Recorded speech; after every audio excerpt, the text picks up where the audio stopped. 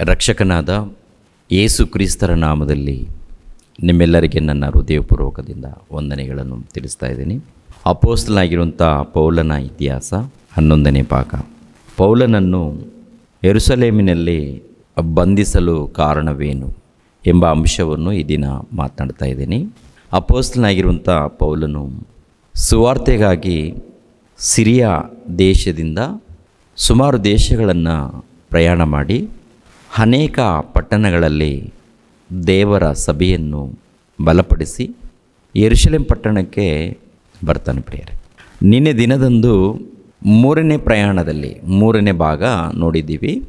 ಆ ಭಾಗದಲ್ಲಿ ಸುವಾರ್ತೆಗೋಸ್ಕರ ಪ್ರಯಾಣ ಮಾಡಿ ಮುಗಿಸ್ಕೊಂಡು ಯೆರೂಸಲೇಮ್ ಪಟ್ಟಣಕ್ಕೆ ಸೇರಿರುವ ಸಂಗತಿಯನ್ನು ತಿಳ್ಕೊಂಡಿದ್ದೀವಿ. ಈ ದಿನ ಯೆರೂಸಲೇಮ್ ಪಟ್ಟಣದಲ್ಲಿ ಅಪೊಸ್ತಲನಾಗಿರುವಂಥ ಪೌಲನನ್ನು ಬಂಧಿಸ್ತಾರೆ. ಯಾಕೆ ಪೌಲನನ್ನು ಬಂಧಿಸಿದ್ದಾರೆ? ಇದು 1ನೇ ಶತಮಾನದಲ್ಲಿ ನಡೆದಿರುವಂಥ ಸಂಗತಿಗಳನ್ನು ಈ ದಿನ ನಾವು ತಿಳ್ಕೊಳ್ತಾ ಇದ್ದೀವಿ. ಅಪೊಸ್ತಲರ ಕೃತ್ಯಗಳು 21ನೇ ಅಧ್ಯಾಯ 17ನೇ ವಚನದಿಂದ 19ನೇ ವಚನದವರೆಗೆ ನೋಡೋಣ. ನಾವು ಯೆರೂಸಲೇಮಿಗೆ ಬಂದಾಗ ಸಹೋದರರು ನಮ್ಮನ್ನು ಸಂತೋಷದಿಂದ ಸೇರಿಸಿಕೊಂಡರು. ಮರುದಿನ ಪೌಲನು ನಮ್ಮನ್ನು ಕರೆದುಕೊಂಡು ಯಾಕೋಬನ ಬಳಿಗೆ ಹೋದನು. ಅಂದರೆ ನಾವು ಯೆರೂಸಲೇಮಿಗೆ ಬಂದಾಗ, ನಾವು ಎನ್ನುವಂಥ ಪದವನ್ನು ಬಳಸ್ತಾ ಇದ್ದಾನೆ. ಅಂದರೆ ಯಾರಿದ್ದಾರೆ ಎನ್ನುವಂಥ ಒಂದು ಸಾರಿ ಆಲೋಚನೆ ಮಾಡುವಾಗ ಲೂಕನು ಇದ್ದಾನೆ. ಲೂಕನು ಅಂದರೆ ಅಪೊಸ್ತಲರ ಕೃತ್ಯಗಳು ಎಂಬುವಂಥ ಗ್ರಂಥವನ್ನು ಬರೆಯುವಂಥ ಗ್ರಂಥಕರ್ತನು ಲೂಕನು. ನಾವು ಯೆರೂಸಲೇಮಿಗೆ ಬಂದಾಗ ಸಹೋದರರು ನಮ್ಮನ್ನು ಸಂತೋಷದಿಂದ ಸೇರಿಸಿಕೊಂಡರು. ಯೆರೂಸಲೇಮಿನಲ್ಲಿ ಯೇಸು ಕ್ರಿಸ್ತರನ್ನು ನಂಬಿರುವಂಥ ಕ್ರೈಸ್ತರಿದ್ದಾರೆ ನೋಡಿ. ಯೆಹೂದ್ಯರಲ್ಲಿ ಕ್ರೈಸ್ತರು, ಕ್ರಿಸ್ತನನ್ನು ನಂಬಿರುವಂಥ ಕ್ರೈಸ್ತರು. ಇವರು ಅಪೊಸ್ತಲನಾಗಿರುವಂಥ ಪೌಲನನ್ನು, ಲೂಕನನ್ನು, ಇನ್ನು ಕೆಲವರು ಇರ್ತಾರೆ, ಅವರೆಲ್ಲರನ್ನು ಸೇರಿಸ್ಕೊಂಡಿದ್ದಾರಂತೆ. ಆನಂತರ ಪೌಲನು ಯಾಕೋಬನ ಬಳಿಯಲ್ಲಿ ಕರ್ಕೊಂಡು ಹೋಗಿದ್ದಾನಂತೆ. ಯಾವ ಯಾಕೋಬು ಅಂತ ನೋಡುವಾಗ ಯೇಸು ಕ್ರಿಸ್ತರ ತಮ್ಮನಾಗಿರುವಂಥ ಯಾಕೋಬ. ಯಾವ ಯಾಕೋಬ? ಯೇಸು ಕ್ರಿಸ್ತರ ತಮ್ಮನಾದ ಯಾಕೋಬನ ಬಳಿಗೆ ಹೋದನು. ಅಲ್ಲಿ ಸಭೆ ಹಿರಿಯರೆಲ್ಲರೂ ಸಹ ಬಂದರು. ಅಂದರೆ ಸಭೆಯಲ್ಲಿ ಇರುವಂಥ ಹಿರಿಯರೆಲ್ಲರೂ ಸಹ ಬಂದರು.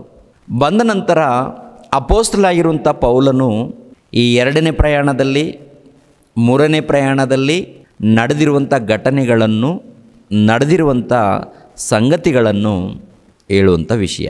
ಒಂದು ರೀತಿಯಲ್ಲಿ ಹೇಳಬೇಕಾದ್ರೆ, ಓಕೆ, 3ನೇ ಪ್ರಯಾಣದಲ್ಲಿ ಅಲ್ಲೆಲ್ಲಿ ಸುವಾರ್ತೆ ಹೋಗಿದ್ದಾರಲ್ವ, ಎಲ್ಲೆಲ್ಲಿ ಅನ್ಯರ ಮಧ್ಯದಲ್ಲಿ ದೇವರು ಕಾಪಾಡಿ ನಡೆಸಿದ್ದಾರೋ, ಅವರ ಮಧ್ಯದಲ್ಲಿ ಯಾವ ರೀತಿ ದೇವರು ಸಹಾಯ ಮಾಡಿದ್ದಾರೋ, ಇವೆಲ್ಲವನ್ನು ಕುರಿತು ಒಂದೊಂದಾಗಿ ಬಿಡಿಸ್ಕೊಂಡು ಬಂದು ತಿಳಿಸುವಂಥದ್ದು. 19ನೇ ವಚನ ನೋಡಿ. ಪೌಲನು ಅವರನ್ನು ವಂದಿಸಿ, ನನ್ನ ಸೇವೆಯ ಮೂಲಕವಾಗಿ ದೇವರು ಅನ್ಯ ಜನರಲ್ಲಿ ಮಾಡಿದ್ದ ಕಾರ್ಯಗಳನ್ನು ಒಂದೊಂದಾಗಿ ವಿವರಿಸಿದನು. ಅಂದರೆ ಸುಮಾರು 3 ವರ್ಷದಲ್ಲಿ ನಡೆದಿರುವಂಥ ಕ್ಲುಪ್ತವಾಗಿ ಎಲ್ಲೆಲ್ಲಿ ಸೇವೆ ಮಾಡಿದ್ದಾರೋ, ಅನ್ಯರ ಬಳಿಯಲ್ಲಿ ಯಾವ ರೀತಿ ಸೇವೆ ಮಾಡಿದ್ದಾರೋ ಒಂದೊಂದಾಗಿ ಬಿಡಿಸ್ಕೊಂಡು ಬಂದು ತಿಳಿಸ್ತಾ ಇದ್ದಾನಂತೆ. ಒಂದು ಸಾರಿ ರೋಮಾಪುರದವರಿಗೆ ಬರೆದ ಪತ್ರಿಕೆ 15ನೇ ಅಧ್ಯಾಯ, ರೋಮಾಪುರದವರಿಗೆ ಬರೆದ ಪತ್ರಿಕೆ 15ನೇ ಅಧ್ಯಾಯ 15ನೇ ವಚನದಿಂದ ನೋಡಿ. ರೋಮಾಪುರದವರಿಗೆ ಬರೆದ ಪತ್ರಿಕೆ 15ನೇ ಅಧ್ಯಾಯ 15ನೇ ವಚನದಿಂದ, ಆದರೂ ನಿಮಗೆ ಜ್ಞಾಪಕ ಕೊಡಬೇಕೆಂದು ಅಲ್ಲೆಲ್ಲಿ ಹೆಚ್ಚಾದ ಧೈರ್ಯದಿಂದ ಬರೆದಿದ್ದೇನೆ. ಯಾಕೆಂದರೆ ನಾನು ಅನ್ಯ ಜನರಿಗೋಸ್ಕರ ಯೇಸು ಕ್ರಿಸ್ತನ ಸೇವಕನಾಗುವುದಕ್ಕೆ ನನಗೆ ದೇವರು ಅನುಗ್ರಹವಾಯಿತು.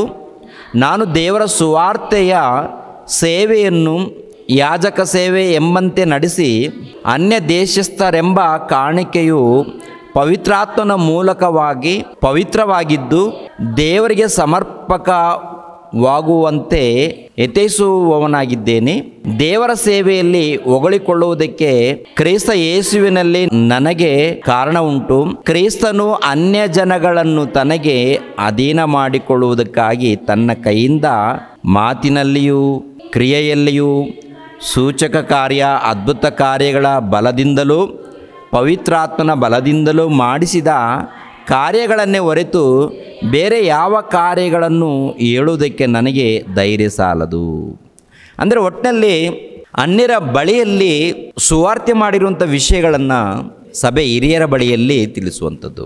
ಯೆರೂಸಲೇಮ್ ಪಟ್ಟಣದಲ್ಲಿ ಸಭೆ ಹಿರಿಯರು ಇದ್ದಾರೆ ನೋಡಿ, ಅವರ ಬಳಿಯಲ್ಲಿ, ಅಂದರೆ ಎಲ್ಲೆಲ್ಲಿ ದೇವರು ಸಹಾಯ ಮಾಡಿದ್ದಾರೆ ಸುವಾರ್ತೆ ಮಾಡುವಂಥ ಸಮಯದಲ್ಲಿ.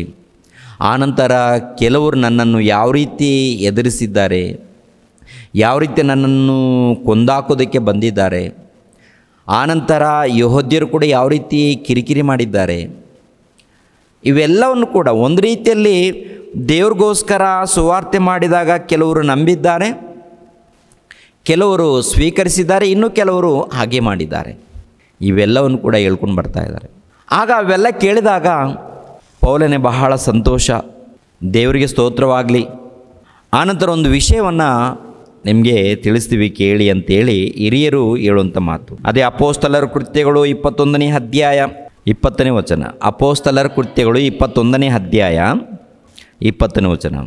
ಅವರು ಇದನ್ನು ಕೇಳಿ ದೇವರನ್ನು ಕೊಂಡಾಡಿದರು. ಆಗ ಅವರು ಅವನಿಗೆ ಹೇಳಿದ್ದು, ಸಹೋದರನೇ, ಯೆಹೂದ್ಯರಲ್ಲಿ ಯೇಸುವನ್ನು ನಂಬಿರೋರು ಎಷ್ಟೋ ಸಾವಿರ ಮಂದಿ ಇದ್ದಾರೆಂಬುದನ್ನು ನೋಡುತ್ತೀಯಲ್ಲ. ಅವರೆಲ್ಲರೂ ಧರ್ಮಶಾಸ್ತ್ರದಲ್ಲಿ ಅಭಿಮಾನಿಗಳಾಗಿದ್ದಾರೆ. ಅವರೆಲ್ಲರೂ ಧರ್ಮಶಾಸ್ತ್ರದಲ್ಲಿ ಅಭಿಮಾನಿಗಳಾಗಿದ್ದಾರೆ ಏನ್ರಿ ಹಿರಿಯರು ಪೌಲನಿಗೆ ಹೇಳುವಂಥ ಮಾತು. ಪೌಲನು ಎಲ್ಲೆಲ್ಲಿ ಸೇವೆ ನಡೆದಿದೆಯೋ ಅನ್ಯರ ಬಳಿಯಲ್ಲಿ ದೇವರು ಯಾವ ರೀತಿ ಸ್ವಸ್ಥತೆಗಳು, ಅದ್ಭುತಗಳು, ಕ್ರಿಯೆಗಳು, ಸುವಾರ್ತೆಗೋಸ್ಕರ ಯಾವ ರೀತಿ ಅದ್ಭುತಗಳನ್ನು ಮಾಡಿದ್ದಾರೆ ಅವೆಲ್ಲವನ್ನು ಕೂಡ ಹೇಳ್ಕೊಂಡು ಬರ್ತಾ ಇದ್ದಾನೆ. ಅದಕ್ಕೆ ಹಿರಿಯರೆಲ್ಲರೂ ಕೂಡ ಬಹಳ ಸಂತೋಷಪಟ್ಟು ಆ ಯೆಹೂದ್ಯರಲ್ಲಿ ನಡೆಯುವಂಥ ಕುತಂತ್ರವನ್ನು ಕುರಿತು ತಿಳಿಸ್ತಾ ಇದ್ದಾರೆ.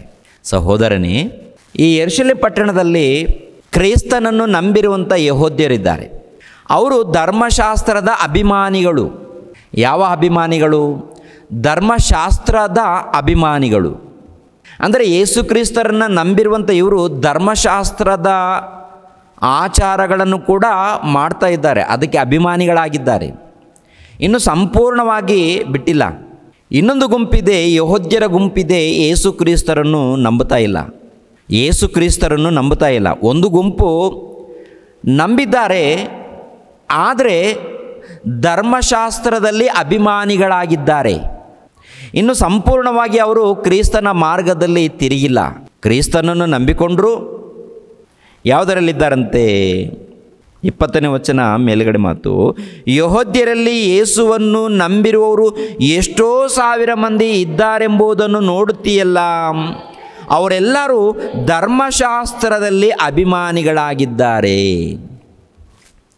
ಏನ್ರಿ. ಈಗಿನ ಕಾಲದಲ್ಲಿ ಕೂಡ ಕೆಲವರು ಕ್ರಿಸ್ತನ ನಂಬಿರುವಂಥವರು ಹಳೆ ಒಡಂಬಡಿಕೆಯಲ್ಲಿ ಕೆಲವು ಪದ್ಧತಿಗಳನ್ನು ಪಾಲಿಸ್ಬೇಕಂತ ಈಗಿನ ಕಾಲದಲ್ಲಿ ಕೂಡ ಕೆಲವರು ಹಳೆ ಒಡಂಬಡಿಕೆಯಲ್ಲಿ ಇದ್ದಂಥ ಆಜ್ಞೆಗಳನ್ನು ಪಾಲಿಸ್ತಾರೆ. ಸಬ್ಬತ್ತು ದಿನವನ್ನು ಕುರಿತು, ಇನ್ನೊಂದು ಸುನ್ನತಿ ಎನ್ನುವಂಥದ್ದು ಕುರಿತು, ಕೆಲವು ಹಬ್ಬಗಳನ್ನು ಕುರಿತು, ಹೀಗೆ ಕೆಲವು ಧರ್ಮಶಾಸ್ತ್ರದಲ್ಲಿ ಇಸ್ರಾಯೇಲರಿಗೆ ಕೊಡಲ್ಪಟ್ಟಂಥ ಆಜ್ಞೆಗಳನ್ನು ಇವಾಗಲೂ ಕೂಡ ಕ್ರೈಸ್ತರ ಮಧ್ಯದಲ್ಲಿ ನಂಬಿ ಪಾಲಿಸೋರು ಇದ್ದಾರೆ. 1ನೇ ಶತಮಾನದಲ್ಲಿ ಯೇಸು ಕ್ರಿಸ್ತರನ್ನು ನಂಬಿರುವಂಥ ಯೆಹೂದ್ಯರು ಅವರು ಕೂಡ ಧರ್ಮಶಾಸ್ತ್ರದ ಅಭಿಮಾನಿಗಳಾಗಿದ್ದಾರಂತೆ. ಇನ್ನೊಂದು ಗುಂಪು ನೋಡುವಾಗ ಯೆಹೂದ್ಯರಿದ್ದಾರೆ, ಅವರು ಯೇಸು ಕ್ರಿಸ್ತರನ್ನು ನಂಬೋದಿಲ್ಲ. ಅವರ ಮಧ್ಯದಲ್ಲಿ ಯೆಹೂದ್ಯರು ಕ್ರಿಸ್ತನನ್ನು ನಂಬಿರುವಂಥ ಇವರು ರಹಸ್ಯವಾಗಿ ಕ್ರಿಸ್ತನನ್ನು ನಂಬಿಕೊಂಡು ಹೋಗ್ತಾ ಇದ್ದಾರೆ. ಅಂದರೆ ಧರ್ಮಶಾಸ್ತ್ರಕ್ಕೆ ಒಳಪಟ್ಟಿದ್ದೀವಿ ಅಂತ ಹೇಳಿ ಆಲಯಕ್ಕೆ ಹೋಗಿ ಪೂಜೆ ಮಾಡ್ತಾ ಇದ್ದಾರೆ, ಆರಾಧನೆಯಲ್ಲಿದ್ದಾರೆ. ಎರಡನೇದಾಗಿ ಕ್ರಿಸ್ತನನ್ನು ಕೂಡ ನಂಬಿಕೊಂಡು ಕುಳಿತುಕೊಂಡಿದ್ದಾರೆ ಯೆರೂಸಲೇಮ್ ಪಟ್ಟಣದಲ್ಲಿ. ಇಂಥ ಪರಿಸ್ಥಿತಿ ಯೆರೂಸಲೇಮ್ ಪಟ್ಟಣದಲ್ಲಿದೆ. ಎರಡನೇದಾಗಿ ನಿನ್ನ ವಿಷಯದಲ್ಲಿ ಪೌಲನೇ, ನಿನ್ನ ವಿಷಯದಲ್ಲಿ ತುಂಬ ದ್ವೇಷದಲ್ಲಿದ್ದಾರೆ ಯೆರೂಸಲೇಮ್ ಪಟ್ಟಣದಲ್ಲಿ ಯೆಹೂದ್ಯರು. ಯಾಕೆ? ನೀನು ಎಲ್ಲೆಲ್ಲಿ ಹೋದರೂ ಕೂಡ ಧರ್ಮಶಾಸ್ತ್ರ ರದ್ದಾಗಿದೆ, ಯೇಸು ಕ್ರಿಸ್ತರು ಬಂದಿದ್ದಾರೆ, ಆ ಯೇಸು ಕ್ರಿಸ್ತರ ಮೂಲಕ ರಕ್ಷಣೆ ಇದೆ, ಧರ್ಮಶಾಸ್ತ್ರ ನಂಬುವಂಥ ಅವಶ್ಯಕತೆ ಇಲ್ಲ, ಸುನ್ನತಿಯನ್ನು ಮಾಡಿಸ್ಕೊಳ್ಳುವಂಥದ್ದು ಅವಶ್ಯಕತೆ ಇಲ್ಲ, ನಿಜವಾದ ಮಂದಿರ ದೇವರ ಮಕ್ಕಳು ಇವೆಲ್ಲ ನೀನು ಅಲ್ಲೆಲ್ಲಿ ಹೇಳ್ತಾ ಇದ್ದೀಯಾ. ಯೆಹೂದ್ಯರು ಕೇಳಿದ್ದಾರೆ.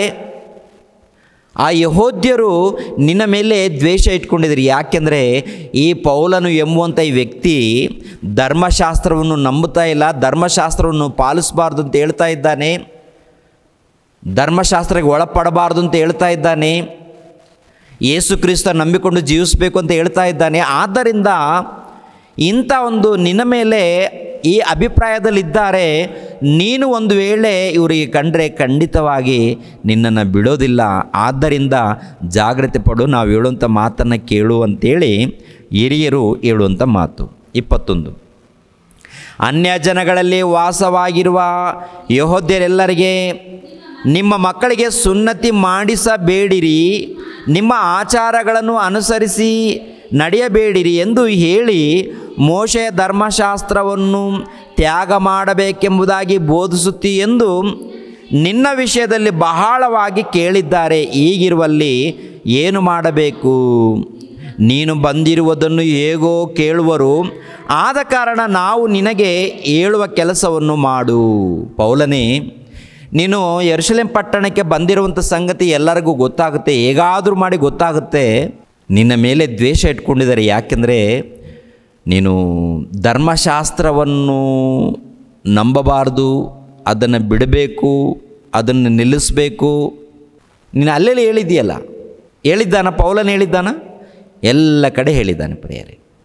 ಯಾವ ರೀತಿ ಹೇಳಿದ್ದಾನಂತ ನೋಡುವಾಗ, ಧರ್ಮಶಾಸ್ತ್ರದಲ್ಲಿ ಬರೆಯಲ್ಪಟ್ಟಿರುವಂಥ ವಿಷಯಗಳು ಯೇಸು ಕ್ರಿಸ್ತರ ಮೂಲಕ ನೆರವೇರಿದ ನಂತರ ಧರ್ಮಶಾಸ್ತ್ರದಲ್ಲಿ ಇದ್ದಂಥ ಕೆಲವು ಆಜ್ಞೆಗಳನ್ನು ರದ್ದು ಮಾಡಿದ್ದಾನೆ ದೇವರು. ಏನು ಆಜ್ಞೆಗಳು? ಸಬ್ಬತ್ತು ದಿನವು ಎನ್ನುವಂಥದ್ದು ಇದು ಆಗಿರ್ಬೋದು, ಸುನ್ನತಿ ಎನ್ನುವಂಥ ಕಾರ್ಯಕ್ರಮ ಆಗಿರ್ಬೋದು, ಮತ್ತು ಪಾಪ ಕ್ಷಮಾಪಣೆ ನಿಮಿತ್ತವಾಗಿ ಬಲಿ ಕೊಡುವಂಥದ್ದು ಆಗಿರ್ಬೋದು. ಆನಂತರ ಇನ್ನು ಕೆಲವು ಆಜ್ಞೆಗಳು, ಇವೆಲ್ಲ ಕೂಡ ಪಾಪ ಕ್ಷಮಾಪಣೆಗೆ ಸಂಬಂಧಪಟ್ಟಂಥ ಕೆಲವು ಬಲಿ ಕೊಡುವಂಥದ್ದು. ವ್ರತ ಮಾಡುವಾಗ ತಲೆಯಲ್ಲಿ ಕೂದಲುಗಳನ್ನು ಕ್ಷೌರ ಮಾಡಿಸಿಕೊಳ್ಳುವಂಥದ್ದು, ಇವೆಲ್ಲ ಕೂಡ ಹಳೆ ಒಡಂಬಡಿಕೆಯಲ್ಲಿ ಧರ್ಮಶಾಸ್ತ್ರದಲ್ಲಿ ಕೊಡಲ್ಪಟ್ಟಿದೆ. ಯೇಸು ಕ್ರಿಸ್ತರು ಬಂದ ನಂತರ ಅದನ್ನು ನೆರವೇರಿಸಿದ್ದಾರೆ. ಇವಾಗ ಅದನ್ನು ತೆಗೆದುಹಾಕಿ ಹೊಸ ಒಡಂಬಡಿಕೆಯನ್ನು ಕೊಟ್ಟಿದ್ದಾರೆ. ಹೊಸ ಒಡಂಬಡಿಕೆ ಅಂದರೆ ಹೊಸ ಆಜ್ಞೆಗಳು, ಹೊಸ ಆಜ್ಞೆಗಳನ್ನು ಕೊಟ್ಟಿದ್ದಾರೆ. ಈ ಹೊಸ ಆಜ್ಞೆಗಳನ್ನು ನಂಬಿ ತಿಳ್ಕೊಳ್ಳಿ, ಇದಕ್ಕೆ ಒಳಪಡಿ, ಇದನ್ನು ಪಾಲಿಸಬೇಕು. ಇದನ್ನು ಪಾಲಿಸಿದ್ರೇ ರಕ್ಷಣೆ ಬರುತ್ತೆ, ಇಲ್ಲದೆ ಹೋದರೆ ರಕ್ಷಣೆ ಬರೋದಿಲ್ಲ. ಆದ್ದರಿಂದ ಹೊಸ ಒಡಂಬಡಿಕೆಯನ್ನು ಕ್ರಿಸ್ತನ ಮಾತುಗಳನ್ನು ಪಾಲಿಸಿರಿ ಎಂದು ಎಲ್ಲ ಕಡೆ ಹೇಳಿದ್ದಾನೆ ಪ್ರಿಯರೇ. ಅಂದರೆ ಅರ್ಥ ಆಗುವಂಥ ರೀತಿಯಲ್ಲಿ ಹೇಳಿದ್ದಾನೆ. ಒಂದು ಸಾರಿ ಕೊರಿಂಥದವರಿಗೆ ಬರೆದ ಎರಡನೇ ಪತ್ರಿಕೆ 3ನೇ ಅಧ್ಯಾಯ 14ನೇ ವಚನದಿಂದ ನೋಡಿ.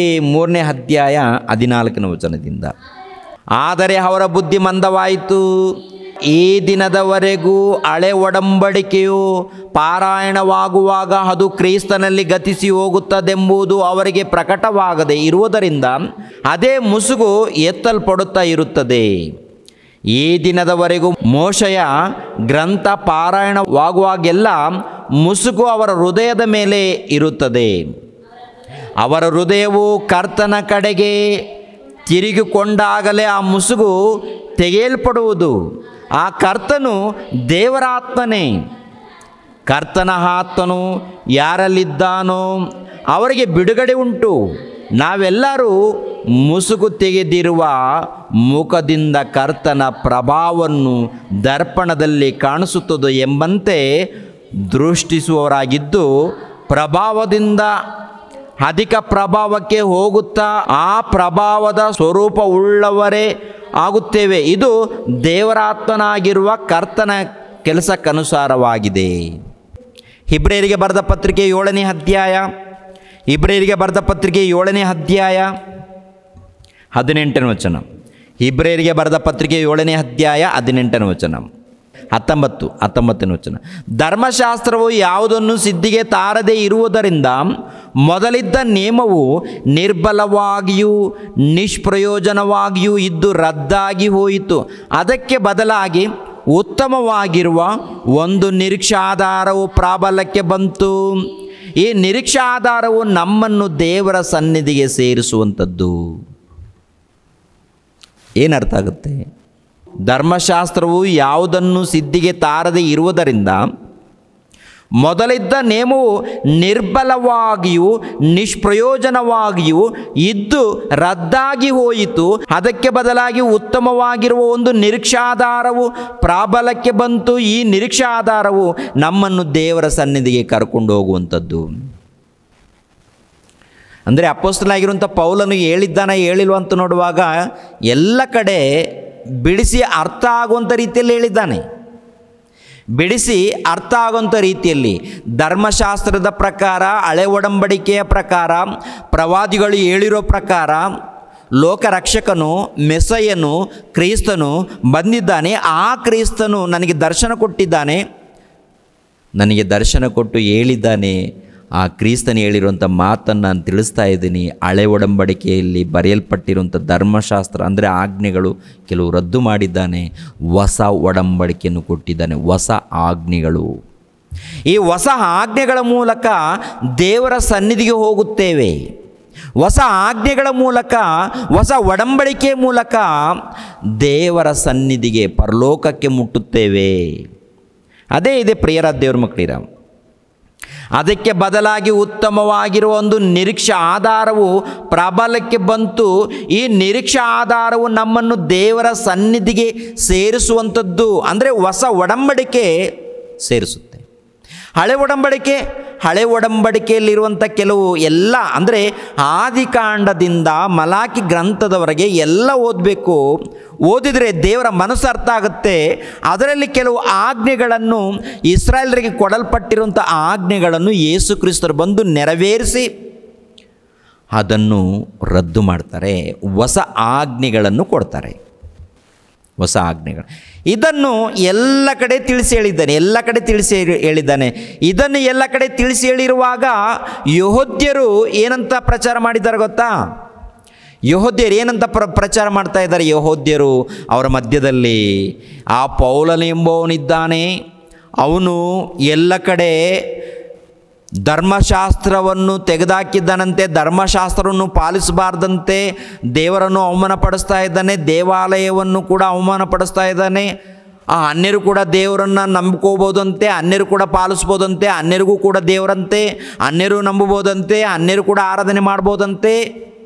ಇವೆಲ್ಲ ಕಡೆ ಹುಚ್ಚುಚ್ಚಾಗಿ ಇವನು ಮಾತನಾಡ್ತಾ ಇದ್ದಾನೆ. ಆದ್ದರಿಂದ ಅವನನ್ನು ಕೊಂದಾಗಬೇಕು ಎನ್ನುವಂಥ ಆಲೋಚನೆಯಲ್ಲಿ ಯೆಹೂದ್ಯರು ಇದ್ದಾರೆ ಎನ್ನುವಂಥ ಸಂಗತಿಯನ್ನು ಯೆರೂಸಲೇಮ್ ಪಟ್ಟಣದಲ್ಲಿ ಇದ್ದಂಥ ಕ್ರಿಸ್ತನನ್ನು ನಂಬಿರುವಂಥ ಹಿರಿಯರು ಪೌಲನಿಗೆ ಹೇಳುವಂಥ ಮಾತು. ಮತ್ತೆ ಬನ್ನಿ, ಅಪೊಸ್ತಲರ ಕೃತ್ಯಗಳು. ಪ್ರತಿಯೊಬ್ಬರು ಕೂಡ ಬೈಬಲ್ ಗ್ರಂಥವನ್ನು ಓದಿ ಓಪನ್ ಮಾಡಿ ಹೇಳುವಂಥ ವಚನಗಳು ಇದೆಯೋ ಇಲ್ವೋ ನೋಡಿ ಧ್ಯಾನಿಸಿ ಪರಿಶೋಧಿಸಿ, ಪೌಲನು ಯಾವ ರೀತಿ ಸೇವೆ ಮಾಡಿದ್ದಾನೋ, ಯಾವ ರೀತಿ ಕಷ್ಟಪಟ್ಟಿದ್ದಾನೋ ದೇವ್ರಿಗೋಸ್ಕರ, ದೇವರ ಸೇವೆ ಯಾವ ರೀತಿ ಮಾಡಿದ್ದಾನೋ ಇವೆಲ್ಲ ಗೊತ್ತಾಗುತ್ತೆ. ಆನಂತರ ದೇವರ ಸೇವೆ ನಾವು ಮಾಡುವಾಗ ನಮಗೆ ಶೋಧನೆಗಳು ಕಷ್ಟಗಳು ಹೇಗೆ ಬರುತ್ತೆ, ಬಂದಾಗ ಯಾವ ರೀತಿ ಸಹಿಸ್ಕೊಳ್ಬೇಕು ಅದು ಕೂಡ ನಮಗೆ ಅರ್ಥ ಆಗುತ್ತೆ. ಹಾಗೆ ಅರ್ಥ ಮಾಡಿಕೊಂಡಾಗ ದೇವರ ಸೇವೆ ನಿಮಿತ್ತವಾಗಿ ಮುಂದೆ ಹೋಗೋದಕ್ಕೆ ಅವಕಾಶ ಇರುತ್ತೆ ಪ್ರಿಯರೇ. ಓಕೆನಾ? ಅಪೊಸ್ತಲರ ಕೃತ್ಯಗಳು 21ನೇ ಅಧ್ಯಾಯ. ಅಪೊಸ್ತಲರ ಕೃತ್ಯಗಳು 21ನೇ ಅಧ್ಯಾಯ ಎಲ್ಲಿಗೆ ಬಂದಿದ್ದೇವೆ? 21ನೇ ವಚನಕ್ಕೆ ಬರೋಣ. 21ನೇ ವಚನ. ನೀನು ಅನ್ಯ ಜನರಲ್ಲಿ ವಾಸವಾಗಿರುವ ಯೆಹೂದ್ಯರೆಲ್ಲರಿಗೆ ನಿಮ್ಮ ಮಕ್ಕಳಿಗೆ ಸುನ್ನತಿ ಮಾಡಿಸಬೇಡಿರಿ, ನಿಮ್ಮ ಆಚಾರಗಳನ್ನು ಅನುಸರಿಸಿ ನಡೆಯಬೇಡಿರಿ ಎಂದು ಹೇಳಿ ಮೋಶೆಯ ಧರ್ಮಶಾಸ್ತ್ರವನ್ನು ತ್ಯಾಗ ಮಾಡಬೇಕೆಂಬುದಾಗಿ ಬೋಧಿಸುತ್ತಿ ಎಂದು ನಿನ್ನ ವಿಷಯದಲ್ಲಿ ಬಹಳವಾಗಿ ಕೇಳಿದ್ದಾರೆ. ಹೀಗಿರುವಲ್ಲಿ ಏನು ಮಾಡಬೇಕು? ನೀನು ಬಂದಿರುವುದನ್ನು ಹೇಗೂ ಕೇಳುವರು. ಆದ ಕಾರಣ ನಾವು ನಿನಗೆ ಹೇಳುವ ಕೆಲಸವನ್ನು ಮಾಡು. ನಮ್ಮಲ್ಲಿ ವ್ರತ ಹಿಡಿದವರು 4 ಮಂದಿ ಇದ್ದಾರೆ. ನೀನು ಅವರನ್ನು ಕರೆದುಕೊಂಡು ಹೋಗಿ ಅವರೊಡನೆ ನಿನ್ನನ್ನು ಶುದ್ಧಿ ಮಾಡಿಕೊಂಡು ಅವರು ತಮ್ಮ ವ್ರತವನ್ನು ತೀರಿಸಿಕೊಳ್ಳುವುದಕ್ಕಾಗಿ ಅವರಿಗೋಸ್ಕರ ಹಣ ವೆಚ್ಚ ಮಾಡು.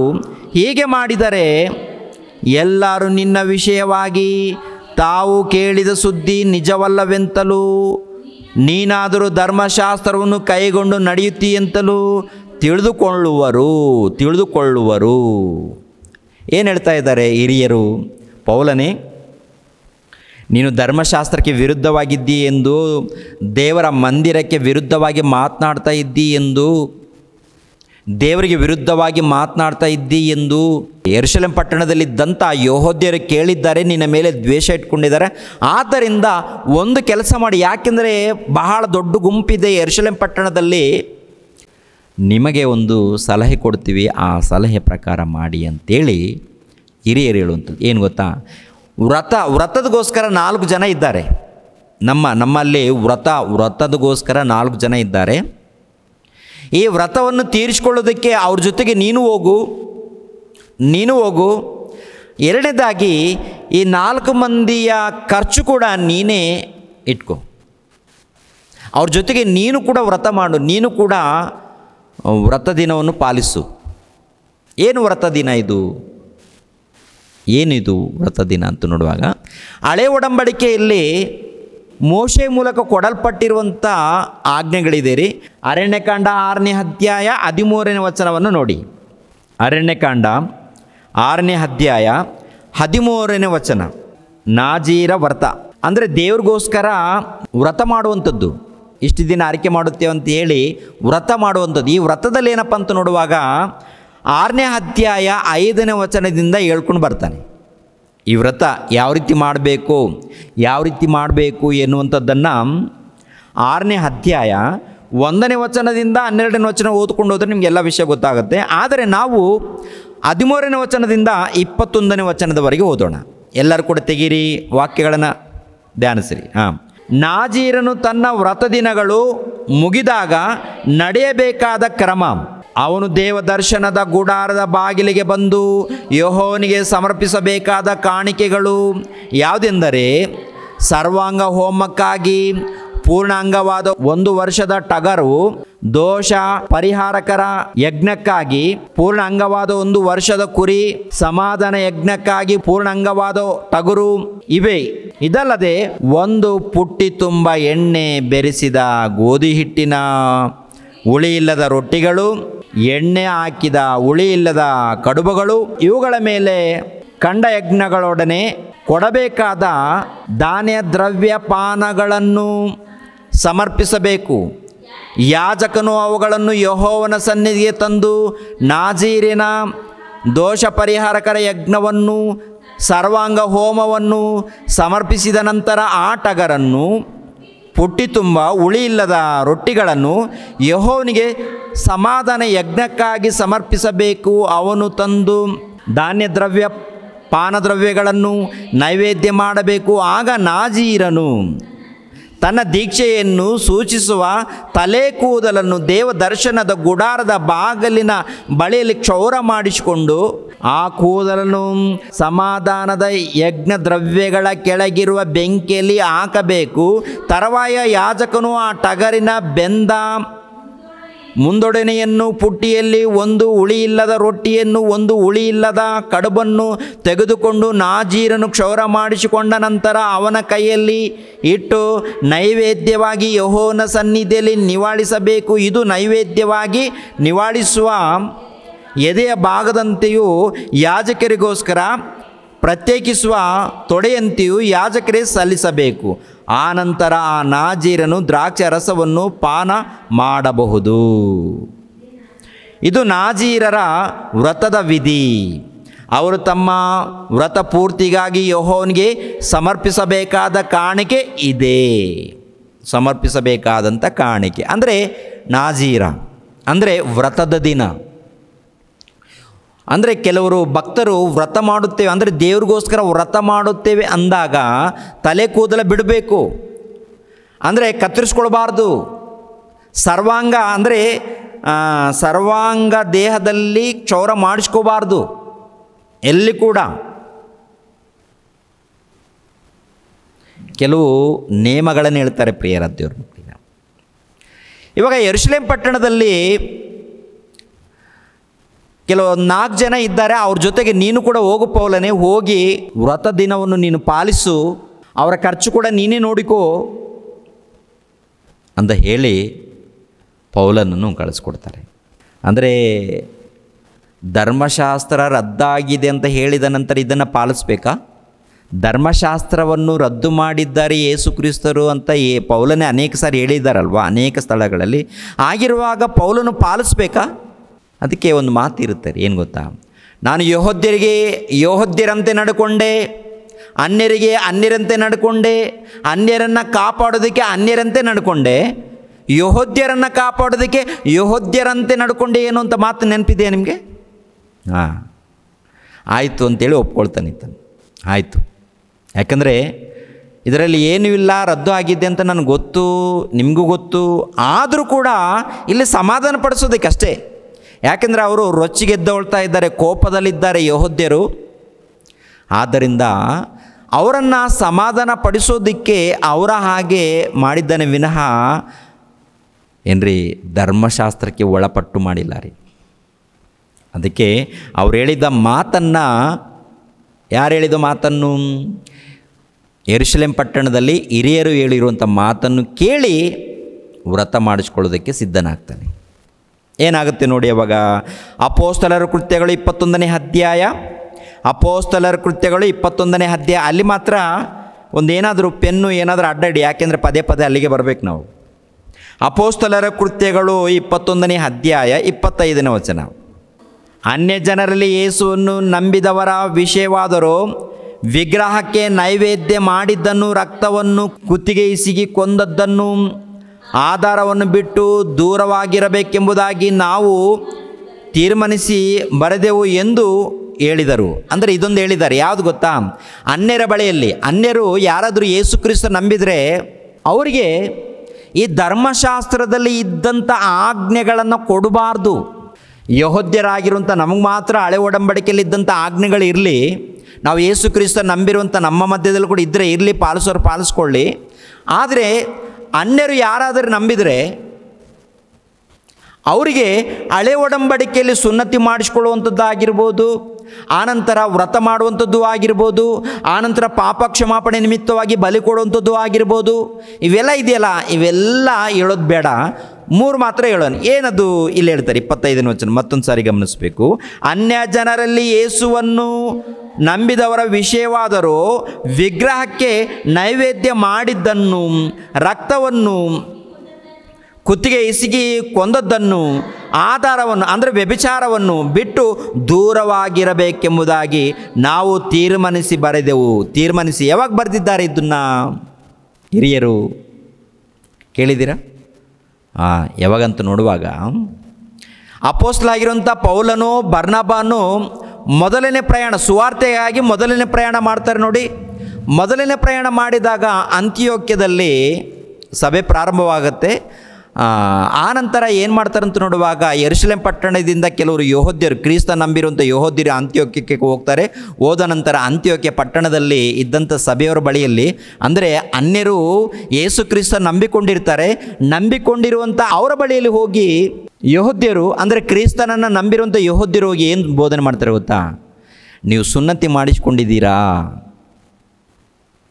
ಸುನ್ನತಿ ಖಂಡಿತವಾಗಿ ಮಾಡಿಸ್ಕೊಳ್ಳಲೇಬೇಕು ಅಂತ ಹೇಳಿ ಕಂಡೀಷನ್ ಮಾಡ್ತಾರೆ. ಖಂಡಿತವಾದಂಥ ಆಜ್ಞೆ ಇದು ಧರ್ಮಶಾಸ್ತ್ರ ಕೊಡಲ್ಪಟ್ಟಿದೆ, ಖಂಡಿತವಾಗಿ ಪಾಲಿಸಲೇಬೇಕು ಎಂದು ಪೌಲನು ಬರ್ನಬಾನು ಇಲ್ಲದ ದಿನಗಳಲ್ಲಿ ಹೋಗಿ ಇವರು ಬೋಧನೆ ಮಾಡುವಂಥದ್ದು. ಪೌಲನು ಬರ್ನಬ ಬಂದ ನಂತರ ಅಲ್ಲಿ ಗಲಿಬಿಲಿ ಉಂಟಾಗುತ್ತೆ, ಒಂದು ರೀತಿಯಲ್ಲಿ ಗೊಂದಲ ಉಂಟಾಗುತ್ತೆ. ಆನಂತರ ಯೆರೂಸಲೇಮ್ ಪಟ್ಟಣದಲ್ಲಿ ಹಿರಿಯರಿದ್ದಾರಲ್ವ, ಅವರ ಬಳಿಯಲ್ಲಿ ಬಂದು ಆ ಒಂದು ವಿಚಾರವನ್ನು ಸರಿ ಮಾಡಿಕೊಳ್ತಾರೆ. ಸರಿ ಮಾಡಿಕೊಂಡ ನಂತರ ಅನ್ಯರಲ್ಲಿ ಯಾರಾದರೂ ಕ್ರಿಸ್ತನ ನಂಬಿದರೆ ಅವರಿಗೆ ಕೆಲವು ಆಜ್ಞೆಗಳನ್ನು ಮಾತ್ರ ಕೊಡೋಣ. ಏನದು ಇದೇ ಆಜ್ಞೆಯನ್ನು ಕೊಟ್ಟಿರ್ತಾರೆ. ಎಲ್ಲ ರೀತಿಯ ಮಾತಂತ ನೋಡುವಾಗ ಅಪೊಸ್ತಲರ ಕೃತ್ಯಗಳು 15ನೇ ಅಧ್ಯಾಯ 17ನೇ ವಚನದಿಂದ ನೋಡೋಣ ಪ್ರಿಯರೇ. 17ನೇ ವಚನದಿಂದ, ಮನುಷ್ಯ ಜಾತಿಯ ಉಳಿದ ಜನಗಳು, ಅಂದರೆ ದೇವಜನರೆನಿಸಿಕೊಳ್ಳುವ ಸಕಲ ಜನಾಂಗಗಳು ಕರ್ತನನ್ನು ಹುಡುಕೋರಾಗಿರಬೇಕೆಂದು ಆದಿಯಿಂದ ಈ ಕಾರ್ಯಗಳನ್ನು ತಿಳಿಯಪಡಿಸುವ ಕರ್ತನು ನಡೆಸುತ್ತಾನೆ ಎಂದು ಬರೆದಿದೆ. ಹೀಗಿರಲಾಗಿ ನಮ್ಮ ಅಭಿಪ್ರಾಯ ಏನೆಂದರೆ, ಅನ್ಯ ಜನರಲ್ಲಿ ದೇವರ ಕಡೆಗೆ ತಿರುಗಿಕೊಳ್ಳುವವರನ್ನು ತೊಂದರೆಪಡಿಸಬಾರದು. ಅವರಿಗೆ ತೊಂದರೆ ಪಡಿಸಬಾರ್ದು. ಅನ್ಯ ಜನರು ಯಾರಾದರೂ ಕ್ರಿಸ್ತನ ನಂಬಿಕೊಂಡ್ರೆ ತೊಂದರೆ ಪಡಿಸಬಾರ್ದು ಎಂದರೆ ಈಗಿನ ಕಾಲದಲ್ಲಿ ಕೂಡ ಕೆಲವು ತೊಂದರೆ. ಎಂಥ ತೊಂದರೆ ಗೊತ್ತಾ? ಕುಂಕುಮವನ್ನು ಇಟ್ಕೋಬಾರದು ಅಂತ ಹೇಳ್ತಾರೆ, ಬಳೆಗಳನ್ನು ಹಾಕಿಕೊಳ್ಳಬಾರದು ಅಂತ ಹೇಳ್ತಾರೆ, ತಾಳಿಯನ್ನು ತೆಗೆದುಹಾಕಬೇಕು ಅಂತ ಹೇಳ್ತಾರೆ. ಕೆಲವರು, ಎಲ್ಲರಲ್ಲ, ಕೆಲವರು ತಾಳಿ ಬೊಟ್ಟನ್ನು ತೆಗೆದುಹಾಕಬೇಕು, ಕಾಲುಂಗರಗಳನ್ನು ತೆಗೆದುಹಾಕಬೇಕು, ಆನಂತರ ಮತ್ತೇನಪ್ಪ ಒಡವೆಗಳನ್ನು ಹಾಕಿಕೊಳ್ಳಬಾರದು, ಕುಂಕುಮ ತೆಗೆದುಹಾಕಬೇಕು. ಈಗಿನ ಕಾಲದಲ್ಲಿ ಕೆಲವರು ಹೇಳೋರಿದ್ದಾರೆ. ಹೇಳೋರಿದ್ದಾರೆ. ಆಗಿನ ಕಾಲದಲ್ಲಿ ಕೂಡ ಹಳೆ ಒಡಂಬಡಿಕೆಯಲ್ಲಿದ್ದಂಥ ಕೆಲವು ಆಜ್ಞೆಗಳನ್ನು ಪಾಲಿಸಬೇಕು, ಖಂಡಿತವಾಗಿ ಪಾಲಿಸಬೇಕು ಎಂದು ಯೆಹೂದ್ಯರು ಹೇಳುವಾಗ ಸಭೆಯಲ್ಲಿದ್ದಂಥ ಹಿರಿಯರು ಅಪೋಸ್ತಲರು ಹೇಳುವಂಥ ಮಾತೇನಂತ ನೋಡುವಾಗ ಮತ್ತೊಂದು ಸಾರಿ ಗಮನಿಸಬೇಕು. ಅನ್ಯ ಜನರಲ್ಲಿ ದೇವರ ಕಡೆಗೆ ತಿರುಗಿಕೊಳ್ಳುವವರನ್ನು ತೊಂದರೆ ಪಡಿಸಬಾರದು, ಆದರೆ ವಿಗ್ರಹಕ್ಕೆ ನೈವೇದ್ಯ ಮಾಡಿದ್ದನ್ನು, ಆಧಾರವನ್ನು ಅಂದರೆ ವ್ಯಭಿಚಾರವನ್ನು, ಕುತ್ತಿಗೆ ಇಸಿಗಿ ಕೊಂದದ್ದನ್ನು, ರಕ್ತವನ್ನು ವಿಸರ್ಜಿಸಬೇಕೆಂದು ನಾವು ಅವರಿಗೆ ಕಾಗದವನ್ನು ಬರೆದು ಅಪ್ಪಣೆ ಕೊಡೋಣ.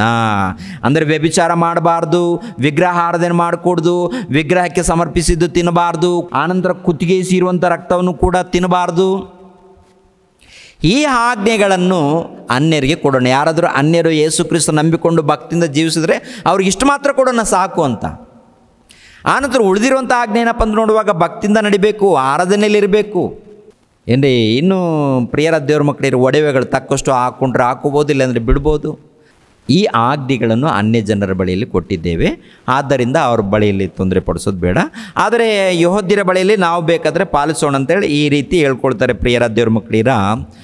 ಇದು ಒಂದು ಕಾಲದಲ್ಲಿ ಆಗಿರುವಂಥದ್ದು ಮತ್ತೆ ನೆನಪು ಮಾಡ್ತಾ ಇದ್ದಾರೆ ಹಿರಿಯರು. ಯಾರು? ಅಪೊಸ್ತಲರ ಮುಂದೆ ಯೆರೂಸಲೇಮ್ ಪಟ್ಟಣದಲ್ಲಿ. ಓಕೆ, 26ನೇ ವಚನ ನೋಡಿ. ಇವಾಗ 26ನೇ ವಚನ. ಆಗ ಪೌಲನು, ಅಂದರೆ ಅಪೊಸ್ತಲರ ಕೃತ್ಯಗಳು 21ನೇ ಅಧ್ಯಾಯ 26ನೇ ವಚನ. ಅಪೊಸ್ತಲರ ಕೃತ್ಯಗಳು 21ನೇ ಅಧ್ಯಾಯ 26ನೇ ವಚನ. ಆಗ ಪೌಲನು ಆ ಮನುಷ್ಯರನ್ನು ಕರೆದುಕೊಂಡು ಮರುದಿನ ಅವರೊಡನೆ ತನ್ನನ್ನು ಶುದ್ಧಿ ಮಾಡಿಕೊಂಡು ವ್ರತದ ದಿವಸಗಳು ಮುಗಿದವೆಂದು ತಿಳಿಸುವವನಾಗಿ ದೇವಾಲಯದೊಳಗೆ ಹೋದನು. ಪ್ರತಿಯೊಬ್ಬನಿಗೋಸ್ಕರ ಮಾಡಬೇಕಾದ ಅರ್ಪಣೆಯನ್ನು ಮುಂದೆ ಅರ್ಪಿಸಬೇಕಾಗಿತ್ತು. ದೇವಾಲಯ, ಯೆರೂಸಲೇಮ್ ಪಟ್ಟಣದಲ್ಲಿ ದೇವಾಲಯ ಇದೆ ಅಲ್ವಾ, ಆ ದೇವಾಲಯಕ್ಕೆ ಹೋಗಿ ಮಾಡಬೇಕಾದಂಥ ವ್ರತ ದಿನ ಮುಗಿದ ನಂತರ ಏನು ಶುದ್ಧಿ ಮಾಡಬೇಕೋ ಅದೆಲ್ಲ ಮಾಡಿಸ್ಕೊಂಡು ಆನಂತರ ದೇವಾಲಯಕ್ಕೆ ಹೋಗಿ ಅರ್ಪಣೆಯನ್ನು ಮುಂದೆ ಅರ್ಪಿಸಬೇಕಾಗಿತ್ತು ಅಂತಿದೆ. ಅರ್ಪಣೆ ಅವಾಗೇನಾಗುತ್ತೆ ನೋಡಿ, ದೇವಾಲಯಕ್ಕೆ ಹೋದ ನಂತರ, ಅಂದರೆ ಯೆರೂಸಲೇಮ್ ಪಟ್ಟಣದಲ್ಲಿ ದೇವಾಲಯ ಇದೆ ನೋಡಿ 1ನೇ ಶತಮಾನದಲ್ಲಿ. ಆ ದೇವಾಲಯಕ್ಕೆ ಪೌಲನು ಹೋದಾಗ ಏನಾಗುತ್ತೆ ನೋಡಿ, 27ನೇ ವಚನ. ಆ 7 ದಿವಸಗಳು ತುಂಬುತ್ತಿರುವಾಗ ಆಸೀಮಿಯಿಂದ ಬಂದಿದ್ದ ಯೆಹೂದ್ಯರು ಅವನನ್ನು ದೇವಾಲಯದಲ್ಲಿ ಕಂಡು ಗುಂಪು ಕೂಡಿದ ಜನರೆಲ್ಲರನ್ನು ಕಲಕಿ ಅವರನ್ನು ಹಿಡಿದು, ಇಸ್ರಾಯೇಲ್ ಜನರೇ, ಸಹಾಯ ಮಾಡಿರಿ, ನಮ್ಮ ಜನರಿಗೂ ಧರ್ಮಶಾಸ್ತ್ರಕ್ಕೂ ಈ ಆಲಯಕ್ಕೂ ವಿರುದ್ಧವಾಗಿ ಎಲ್ಲೆಲ್ಲಿಯೂ ಎಲ್ಲರಿಗೂ ಬೋಧನೆ ಹೇಳಿರುವ ಈ ಮನುಷ್ಯನು ಇವನೇ. ಇದಲ್ಲದೆ ಇವನು ಗ್ರೀಕರನ್ನು ದೇವಾಲಯದೊಳಗೆ ಕರೆದುಕೊಂಡು ಬಂದು ಈ ಪರಿಶುದ್ಧ ಸ್ಥಳವನ್ನು ಒಲೆ ಮಾಡಿದ್ದಾನೆ ಎಂದು ಕೂಗಿದರು. ನೋಡಿದ್ರೆ, ಆಲ್ರೆಡಿ ವ್ರತ ದಿನ ಮುಗಿಸ್ಕೊಂಡು ದೇವಾಲಯದಲ್ಲಿ ಹೋಗಿದ್ದಾನೆ. ಆಸೀಮದಲ್ಲಿ ಕೆಲವರು ಪೌಲನ್ನು ನೋಡಿದವರು ಬಂದು ಗಟ್ಟಿಯಾಗಿ ಕೂಡಿಕೊಂಡು, ಇಸ್ರಾಯೇಲ್ ಜನಾಂಗದವರೇ, ಯೆಹೂದ್ಯರೇ, ಈ ಮನುಷ್ಯನು ದೇವಾಲಯವನ್ನು, ಧರ್ಮಶಾಸ್ತ್ರವನ್ನು, ದೇವರ ನಿಯಮಗಳನ್ನು ಎಲ್ಲವೊಂದು ಹೇಳ್ತಾ ಇದ್ದಾನೆ, ದೇವರಿಗೆ ವಿರುದ್ಧವಾಗಿ ಮಾತನಾಡ್ತಾ ಇದ್ದಾನೆ. ಈ ಮನುಷ್ಯನು, ಇದೇ ಮನುಷ್ಯನು ನಾವು ನೋಡಿದ್ದೇವೆ. ಅದೇ ಪ್ರಕಾರ ಅನ್ಯ ಜನಾಂಗದವರು, ಗ್ರೀಕರಂದರೆ ಅನ್ಯ ಜನಾಂಗದವರನ್ನು ದೇವಾಲಯದಲ್ಲಿ ಕರ್ಕೊಂಡು ಬಂದು ಒಲೆ ಮಾಡಿದ್ದಾನೆ ಈ ಮನುಷ್ಯ. ಈ ಮನುಷ್ಯನನ್ನು ಹಿಡಿಯೋಣ ಬನ್ನಿ ಅಂತ ಗಟ್ಟಿಯಾಗಿ ಕೂಗಿಕೊಂಡಾಗ ಯೆಹೂದ್ಯರೆಲ್ಲರೂ ಒಗ್ಗಟ್ಟಾಗಿ ಬಂದು ನಿಂತ್ಕೊಳ್ತಾರೆ. ಪ್ರಿಯರೇ, ಪೌಲನ ಮೇಲೆ ಬೀಳ್ತಾರೆ ಒಗ್ಗಟ್ಟಾಗಿ. ಮತ್ತೊಂದು ಸಾರಿ ನೋಡೋಣವಾ, ಗಮನಿಸೋಣ. ಇಸ್ರಾಯೇಲ್ ಜನರೇ, ಸಹಾಯ ಮಾಡಿರಿ, ನಮ್ಮ ಜನರಿಗೂ ಧರ್ಮಶಾಸ್ತ್ರಕ್ಕೂ ಈ ಆಲಯಕ್ಕೂ ವಿರುದ್ಧವಾಗಿ ಎಲ್ಲೆಲ್ಲಿಯೂ ಎಲ್ಲರಿಗೂ ಬೋಧನೆ ಹೇಳುವ ಆ ಮನುಷ್ಯನು ಇವನೇ. ಅಂದರೆ ನಮ್ಮ ಜನರಿಗೆ, ಅಂದರೆ ಯೆಹೂದ್ಯರಾಗಿರುವಂಥ ನಮಗೂ ಧರ್ಮಶಾಸ್ತ್ರಕ್ಕೂ ದೇವಾಲಯಕ್ಕೂ ವಿರುದ್ಧವಾಗಿ ಮಾತನಾಡಿರುವಂಥ ಈ ಮನುಷ್ಯನು ಇಲ್ಲೇ ಇದ್ದಾನೆ. ಆ ಮನುಷ್ಯನನ್ನು ಹಿಡಿಬೇಕು, ಈ ಮನುಷ್ಯನನ್ನು ಕೊಂದಾಗಬೇಕು ಎನ್ನುವಂಥದ್ದು ಪ್ರಿಯರೇ. ಏನ್ರಿ ಪೌಲನು ಏನು ಹೇಳಿದ್ದಾನೆ? ಪೌಲನು ಮಾತನಾಡಿರುವಂಥ ಮಾತೇನು? ಲೋಕರಕ್ಷಕನು ಬಂದಿದ್ದಾನೆ ಅಂದರೆ ಧರ್ಮಶಾಸ್ತ್ರದ ಪ್ರಕಾರ ಒಬ್ಬ ಮೆಸ್ಸಯ್ಯನು ಬರ್ತಾನೆ, ಲೋಕರಕ್ಷಕನು ಬರ್ತಾನೆ.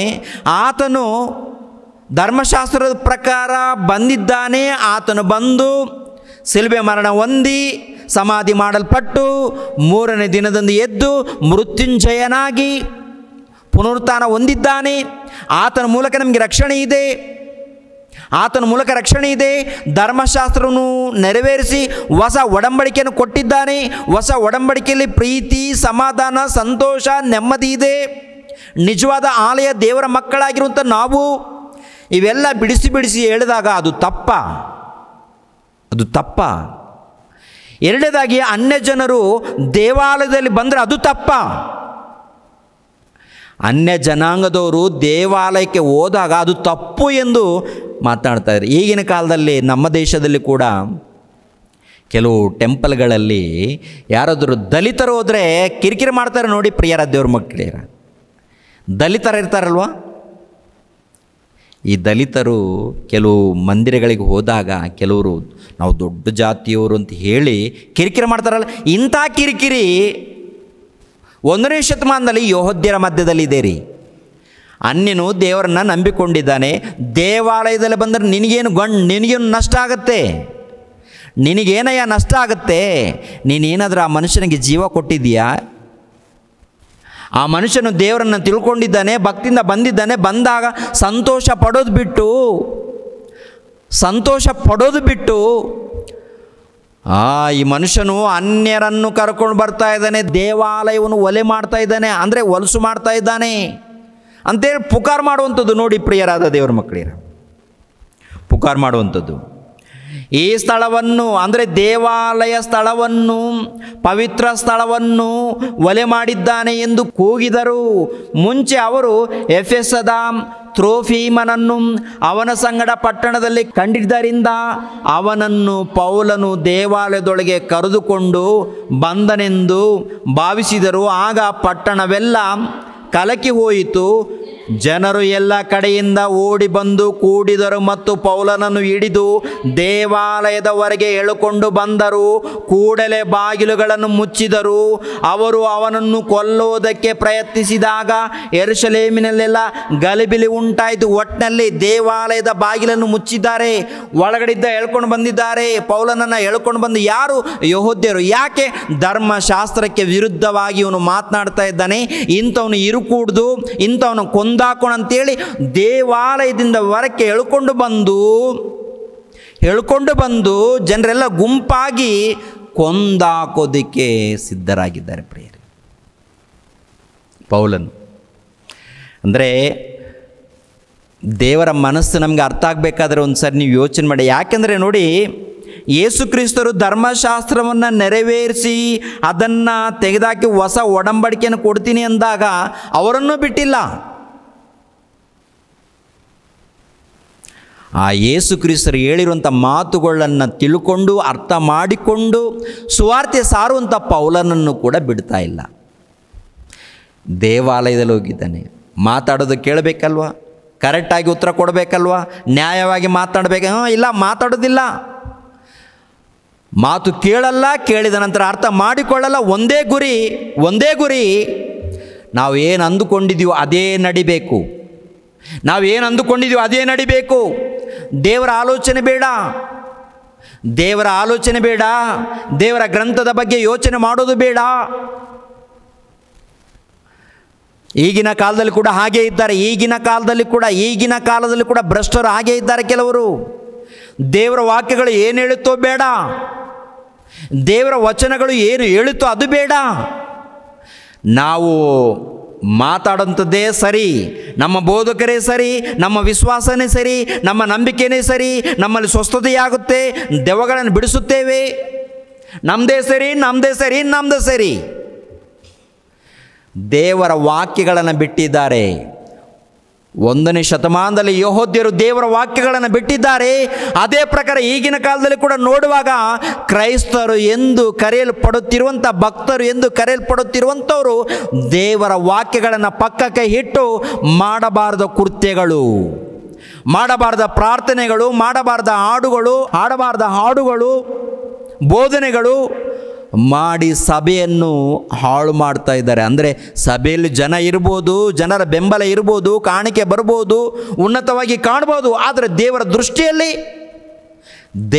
ದೃಷ್ಟಿಯಲ್ಲಿ ಪವಿತ್ರಾತ್ಮನಿಗೆ ವಿರುದ್ಧವಾದಂಥ ಪಾಪದ ಕಾರ್ಯಕ್ರಮಗಳು ನಡೀತಾ ಇದೆ. ಪವಿತ್ರಾತ್ಮನಿಗೆ ವಿರುದ್ಧವಾದಂಥ ಕಾರ್ಯಕ್ರಮಗಳು. ಅರ್ಥ ಮಾಡಿಕೊಳ್ಳೋರು ಯಾರಿದ್ದಾರೆ? ದೇವರ ಮನಸ್ಸನ್ನು ಅರ್ಥ ಮಾಡಿಕೊಳ್ಳೋರು ಯಾರಿದ್ದಾರೆ? ಅಪೊಸ್ತಲನಾಗಿರುವಂಥ ಪೌಲನು ಅರ್ಥ ಮಾಡಿಕೊಂಡು ಇದ್ದದ್ದು ಇದ್ದ ಹಾಗೆ ಬಿಡಿಸ್ಕೊಂಡು ವಾಕ್ಯದ ಪ್ರಕಾರ ಹೇಳುವಾಗ ಅರ್ಥ ಮಾಡಿಕೊಂಡವರು ಯಾರಿದ್ದಾರೆ? ಪ್ರಿಯರಾದ ದೇವರ ಮಕ್ಕಳಿರ, ನೋಡಿ ಏನು ನಡೀತಾ ಇದೆ. ದೇವಾಲಯದಲ್ಲಿ ಹೋದಾಗ ಅಲ್ಲಿಂದ ಹೊರಗಡೆ ಎಳ್ಕೊಂಡು ಬಂದು ಬಾಗಿಲಾಕಿ, ಅಂದರೆ ದೇವಾಲಯದ ಬಾಗಿಲಾಕಿ ಹೊರಗಡೆ ಏನ್ರಿ ಒಡೆದಾಕೋದಕ್ಕೆ, ಕೊಂದಾಕೋದಕ್ಕೆ ಸಿದ್ಧರಾಗಿದ್ದಾರೆ ಪ್ರಿಯರಾದ ದೇವರ ಮಕ್ಕಳಿರ.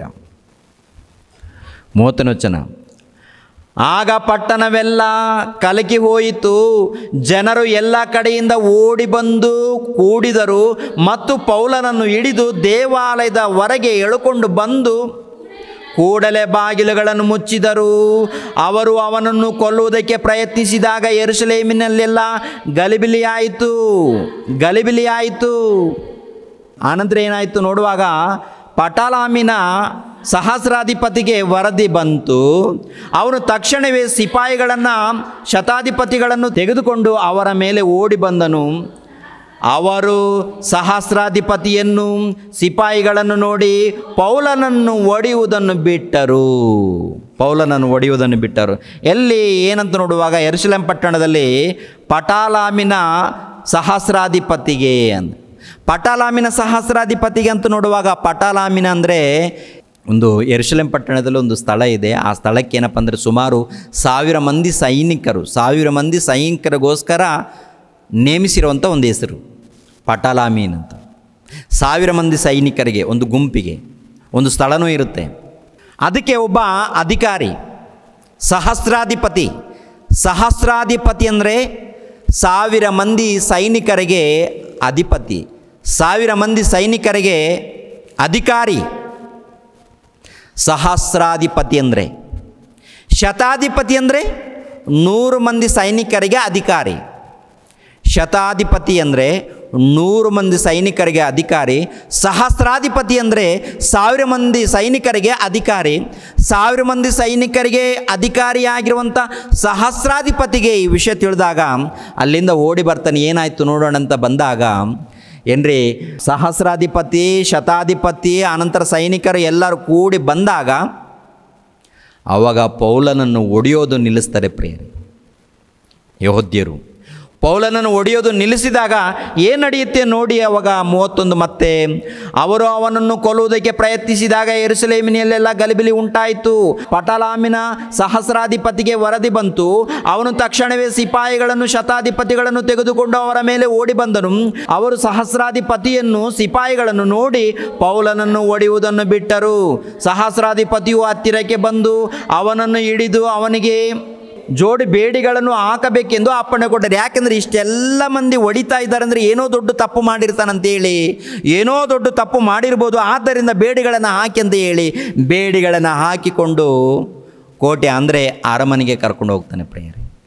ಅವನು ತಕ್ಷಣವೇ ಸಿಪಾಯಿಗಳನ್ನು ಶತಾಧಿಪತಿಗಳನ್ನು ತೆಗೆದುಕೊಂಡು ಅವರ ಮೇಲೆ ಓಡಿ ಬಂದರು. ಅವರು ಸಹಸ್ರಾಧಿಪತಿಯನ್ನು ಸಿಪಾಯಿಗಳನ್ನು ನೋಡಿ ಪೌಲನನ್ನು ಒಡೆಯುವುದನ್ನು ಬಿಟ್ಟರು. ಸಹಸ್ರಾಧಿಪತಿಯು ಹತ್ತಿರಕ್ಕೆ ಬಂದು ಅವನನ್ನು ಹಿಡಿದು ಅವನಿಗೆ ಜೋಡು ಬೇಡಿಗಳನ್ನು ಹಾಕಬೇಕೆಂದು ಅಪ್ಪಣೆ ಕೊಟ್ಟನು. ಅಂದರೆ ಬೇಡಿಗಳು ಹಾಕಿ, ಮೊಟ್ಟ ಮೊದಲು ಬೇಡಿಗಳು ಹಾಕ್ರಿ.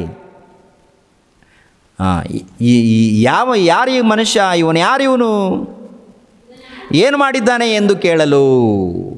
ಯಾರಿವನು, ಯಾಕೆ ಹೊಡಿತಾ ಇದ್ದೀರಾ, ಏನು ಮಾಡಿದ್ದಾನೆ ಇವನು ಅಂಥೇಳಿ ಸಹಸ್ರಾಧಿಪತಿ ಪೌಲನ ವಿಷಯದಲ್ಲಿ ಕೇಳುವಂಥದ್ದು. ಇವನು ಯಾರು, ಏನು ಮಾಡಿದ್ದಾನೆ ಎಂದು ಕೇಳಲು ಕೆಲವರು ಹೀಗೆ ಕೆಲವರು ಹಾಗೆ ಕೂಗುತ್ತಿದ್ದರು. ಗದ್ದಲದ ನಿಮಿತ್ತ ನಿಜ ಸ್ಥಿತಿಯನ್ನು ತಿಳಿಯಲಾರದೆ ಅವನನ್ನು ಕೋಟೆಯೊಳಗೆ ತೆಗೆದುಕೊಂಡು ಹೋಗಿರೆಂದು ಅಪ್ಪಣೆ ಕೊಟ್ಟನು. ಒಟ್ಟಿನಲ್ಲಿ ಅಲ್ಲಿ ಗದ್ದಲ.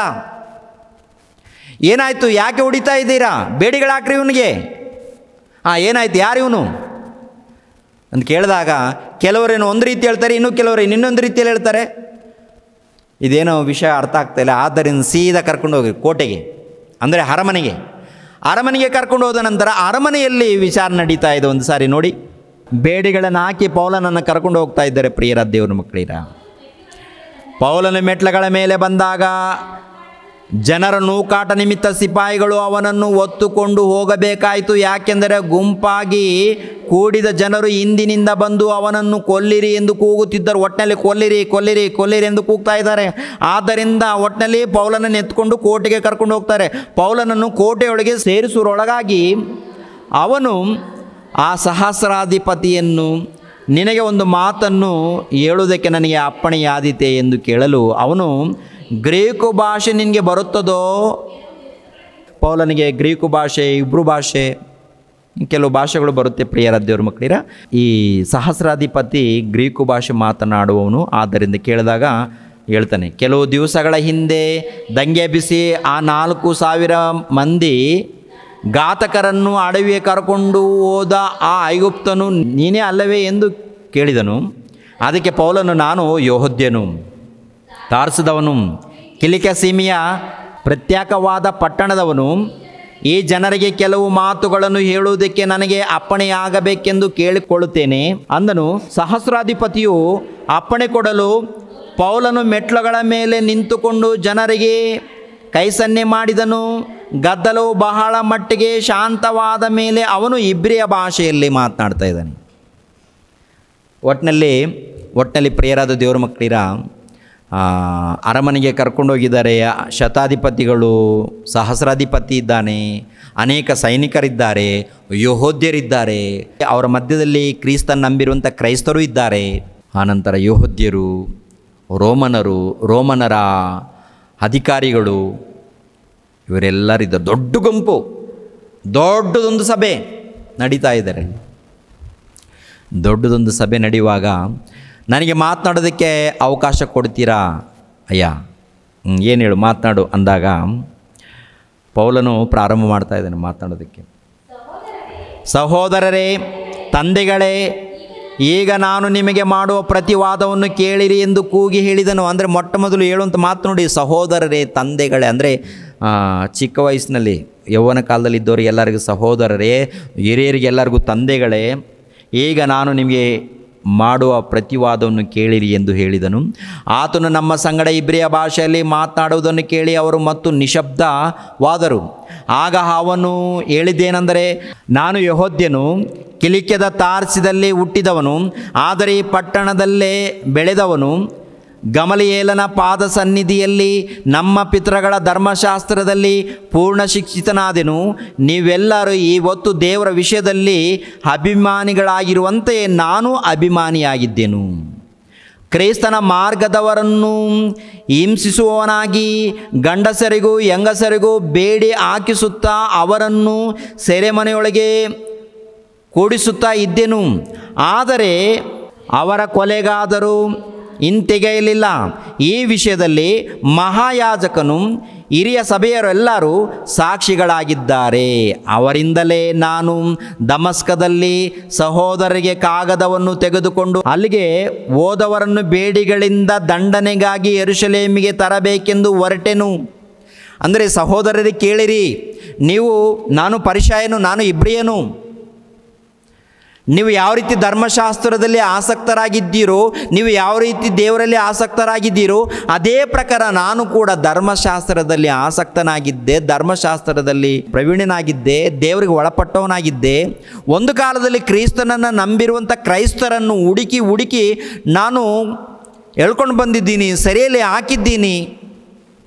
ದಮಸ್ಕದಲ್ಲಿ ಇದ್ದಂಥವರನ್ನು ಅರೆಸ್ಟ್ ಮಾಡೋದಕ್ಕೆ ಹಿರಿಯರ ಮೂಲಕ ಕಾಗದವನ್ನು ಬರೆಸ್ಕೊಂಡು ಸಿದ್ಧನಾಗಿದ್ದೀನಿ ದಮಸ್ಕಕ್ಕೆ ಹೋಗುವಂಥ ಸಮಯದಲ್ಲಿ ಸಮಯದಲ್ಲಿ ಆ ಯೇಸು ಎಂಬುವಂಥ ವ್ಯಕ್ತಿ ನನಗೆ ದರ್ಶನ ಕೊಟ್ಟ ನಂತರ ಆ ಪ್ರಭು ನನಗೆ ದರ್ಶನ ಕೊಟ್ಟ ನಂತರ ನನ್ನ ಕಣ್ಣುಗಳು ಹೋದ ನಂತರ ಮತ್ತೆ ನಾನು ಮಾತನಾಡಿದೆ ಆ ಪ್ರಭು ಹತ್ರ. ಮಾತನಾಡಿದಾಗ ನೀನು ಯಾರು ಅಂತ ಕೇಳಿದಾಗ ನನ್ನನ್ನು ಹಿಂಸಿಸುವ ಕ್ರಿಸ್ತನು ಯೇಸುವೆ ನಾನು.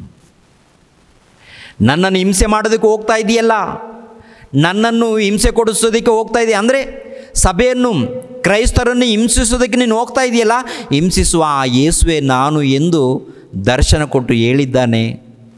ಆ ಯೇಸುವೆ ಬಂದು ನನಗೆ ದರ್ಶನ ಕೊಟ್ಟಿದ್ದಾನೆ, ಮಾತನಾಡಿದ್ದಾನೆ, ನಾನು ಕೇಳಿದ್ದೇನೆ. ನನಗೆ ಅವರು ದರ್ಶನ ಕೊಟ್ಟ ತಕ್ಷಣ ನನಗೆ ಕಣ್ಣುಗಳು ಹೋದವು. ಆನಂತರ ನಾನು ಏನು ಮಾಡಬೇಕು ಪ್ರಭು ಅಂತ ಕೇಳಿದಾಗ ಆವಾಗ ಕೆಳಗಡೆ ಮಾತು ನೋಡಿ ಪ್ರಿಯರಾದ ದೇವರ ಮಕ್ಕಳಿರ.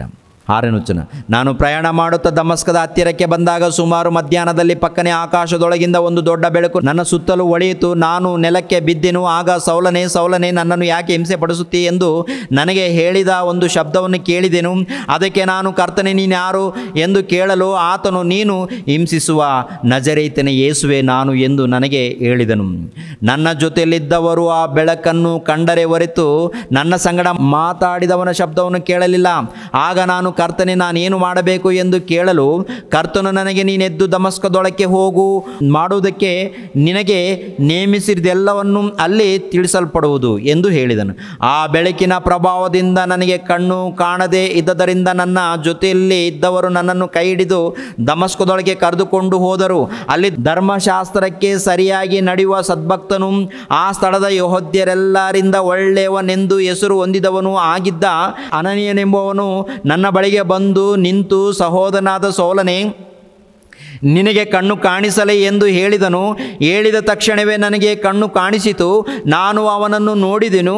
ಆಮೇಲೆ ಅವನು ನಮ್ಮ ಪಿತೃಗಳ ದೇವರನ್ನು ತನ್ನ ಚಿತ್ತವನ್ನು ನೀನು ತಿಳಿಸುವುದಕ್ಕೂ ಆ ನೀತಿವಂತನನ್ನು ನೋಡುವುದಕ್ಕೂ ಆತನ ಬಾಯಿಂದ ಒಂದು ಮಾತನ್ನು ಹೇಳುವುದಕ್ಕೂ ನಿನ್ನನ್ನು ನೇಮಿಸಿದ್ದೇನೆ.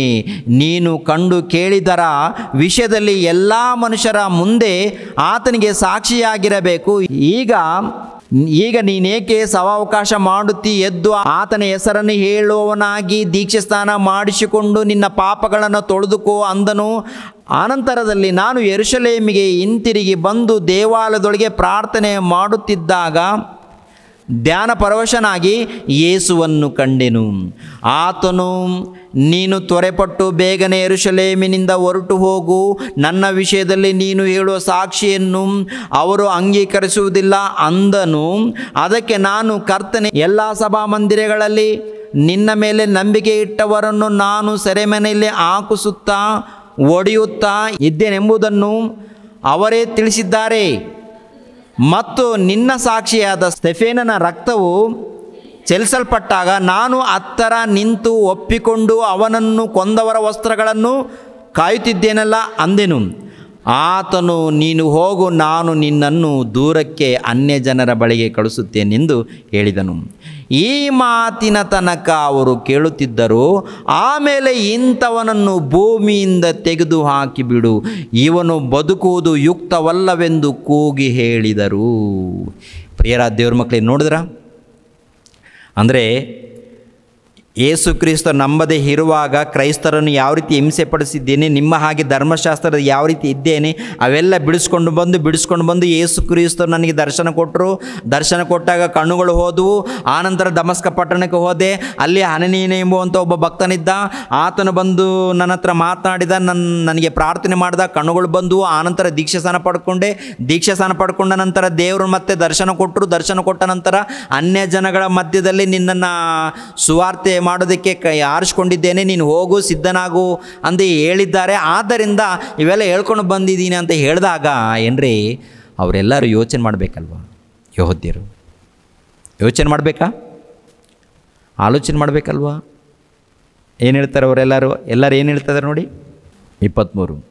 ಅವರು ಕೂಗುತ್ತಾ ತಮ್ಮ ವಸ್ತ್ರಗಳನ್ನು ಕಿತ್ತು ಹಾಕುತ್ತಾ ಧೂಳನ್ನು ತೂರುತ್ತಾ ಇರಲಾಗಿ, ಯಾವ ಕಾರಣದಿಂದ ಹೀಗೆ ಅವನಿಗೆ ವಿರುದ್ಧವಾಗಿ ಕೂಗಾಡುತ್ತಾರೆಂಬುದನ್ನು ಸಹಸ್ರಾಧಿಪತಿ ತಿಳಿದುಕೊಳ್ಳುವುದಕ್ಕಾಗಿ ಅವನನ್ನು ಕೋಟೆಯೊಳಗೆ ತಂದು ಕೊರಡೆಗಳಿಂದ ಒಡೆದು ವಿಚಾರಿಸಬೇಕೆಂದು ಆಜ್ಞಾಪಿಸಿದನು. ಒಟ್ಟಲ್ಲಿ ಈ ಅಪೊಸ್ತಲನಾಗಿರುವಂಥ ಪೌಲನು ಇದೆಲ್ಲ ಬಿಡಿಸ್ಕೊಂಡು ಹೇಳಿದಾಗ ಒಟ್ಟಿನಲ್ಲಿ ಈ ಮನುಷ್ಯನ ಬದುಕಬಾರ್ದು, ಈ ಮನುಷ್ಯನನ್ನು ಕೊಂದಾಕ್ರಿ, ಈ ಮನುಷ್ಯನನ್ನು ಕೊಂದಾಕ್ರಿ, ಬದುಕಬಾರ್ದು ಅಂತ ಹೇಳಿ ಪ್ರಿಯರ ದೇವ್ರ ಮಕ್ಕಳಿರ ಗಲಾಟೆ ಮಾಡ್ತಾ ಇದ್ದಾರಂತೆ. ಪ್ರಿಯರೇ, ಗಲಾಟೆ ಮಾಡಿ ಏನೇನು ಹುಚ್ಚುಚ್ಚು ಕೆಲಸ ಮಾಡ್ತಾ ಇದ್ದಾರೆ ಒಂದು ಸಾರಿ ನೋಡಿ.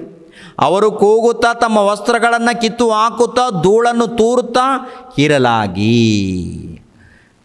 ಏನೇನು ತಮ್ಮ ವಸ್ತ್ರಗಳ ಅಂದರೆ ಕೂಗ್ತಾ ಇದ್ದಾರಂತೆ, ವಸ್ತ್ರಗಳನ್ನು ಕಿತ್ತಾಕಿಕೊಳ್ತಾ ಇದ್ದಾರಂತೆ, ಧೂಳನ್ನು ಚೆಲ್ತಾ ಇದ್ದಾರಂತೆ. ಧೂಳು ವಸ್ತ್ರಗಳನ್ನು ಹರಿದುಕೊಂಡು ಕಿತ್ತಾಕ್ತಾ ಇದ್ದಾರೆ. ಈ ಮನುಷ್ಯನ ಇರ್ಕೂಡ್ದು ಏನು ಮಾಡಿದ್ದಾನೆ ಆತನು? ಕ್ರಿಸ್ತನ ಪ್ರೀತಿಯನ್ನು ಸಾರಿದ್ದಾನೆ.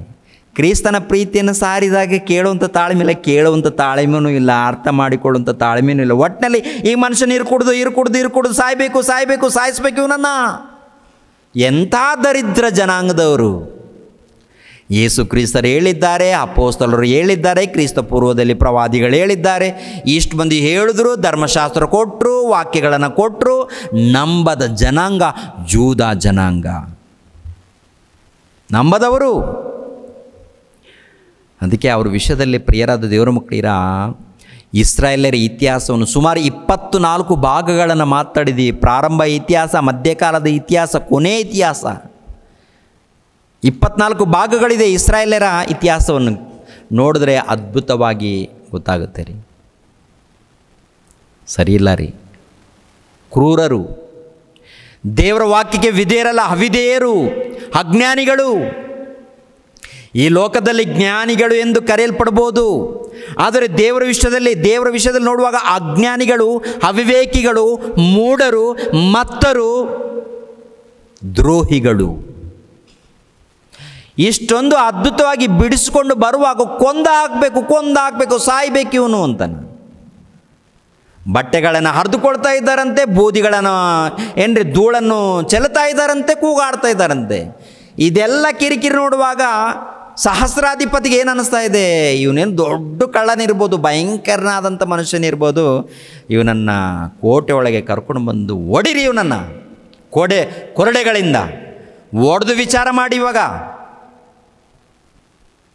ಏನು ಒಡೆದು ವಿಚಾರ ಮಾಡಿ ಇವಾಗ ಅಂತ ಹೇಳಿ ಸಹಸ್ರಾಧಿಪತಿ ಸೈನಿಕರಿಗೆ ಅಧಿಕಾರ ಕೊಟ್ಟಾಗ, ಆಜ್ಞೆ ಕೊಟ್ಟಾಗ ಏನು ನಡೀತಾ ಇದೆ ನೋಡಿ. ಅವರು ಪೌಲನನ್ನು ಬಗ್ಗಿಸಿ ಬಾರುಗಳಿಂದ ಕಟ್ಟುವಾಗ ಅವನು ತನ್ನ ಹತ್ತಿರ ನಿಂತಿದ್ದ ಶತಾಧಿಪತಿಯನ್ನು, ರೋಮಾಪುರದ ಹಕ್ಕುದಾರನಾದ ಮನುಷ್ಯನನ್ನು ನ್ಯಾಯ ವಿಚಾರಣೆ ಮಾಡದೆ ಕೊರಳೆಗಳಿಂದ ಓಡಿಸುವುದು ನಿಮಗೆ ನ್ಯಾಯವೋ ಎಂದು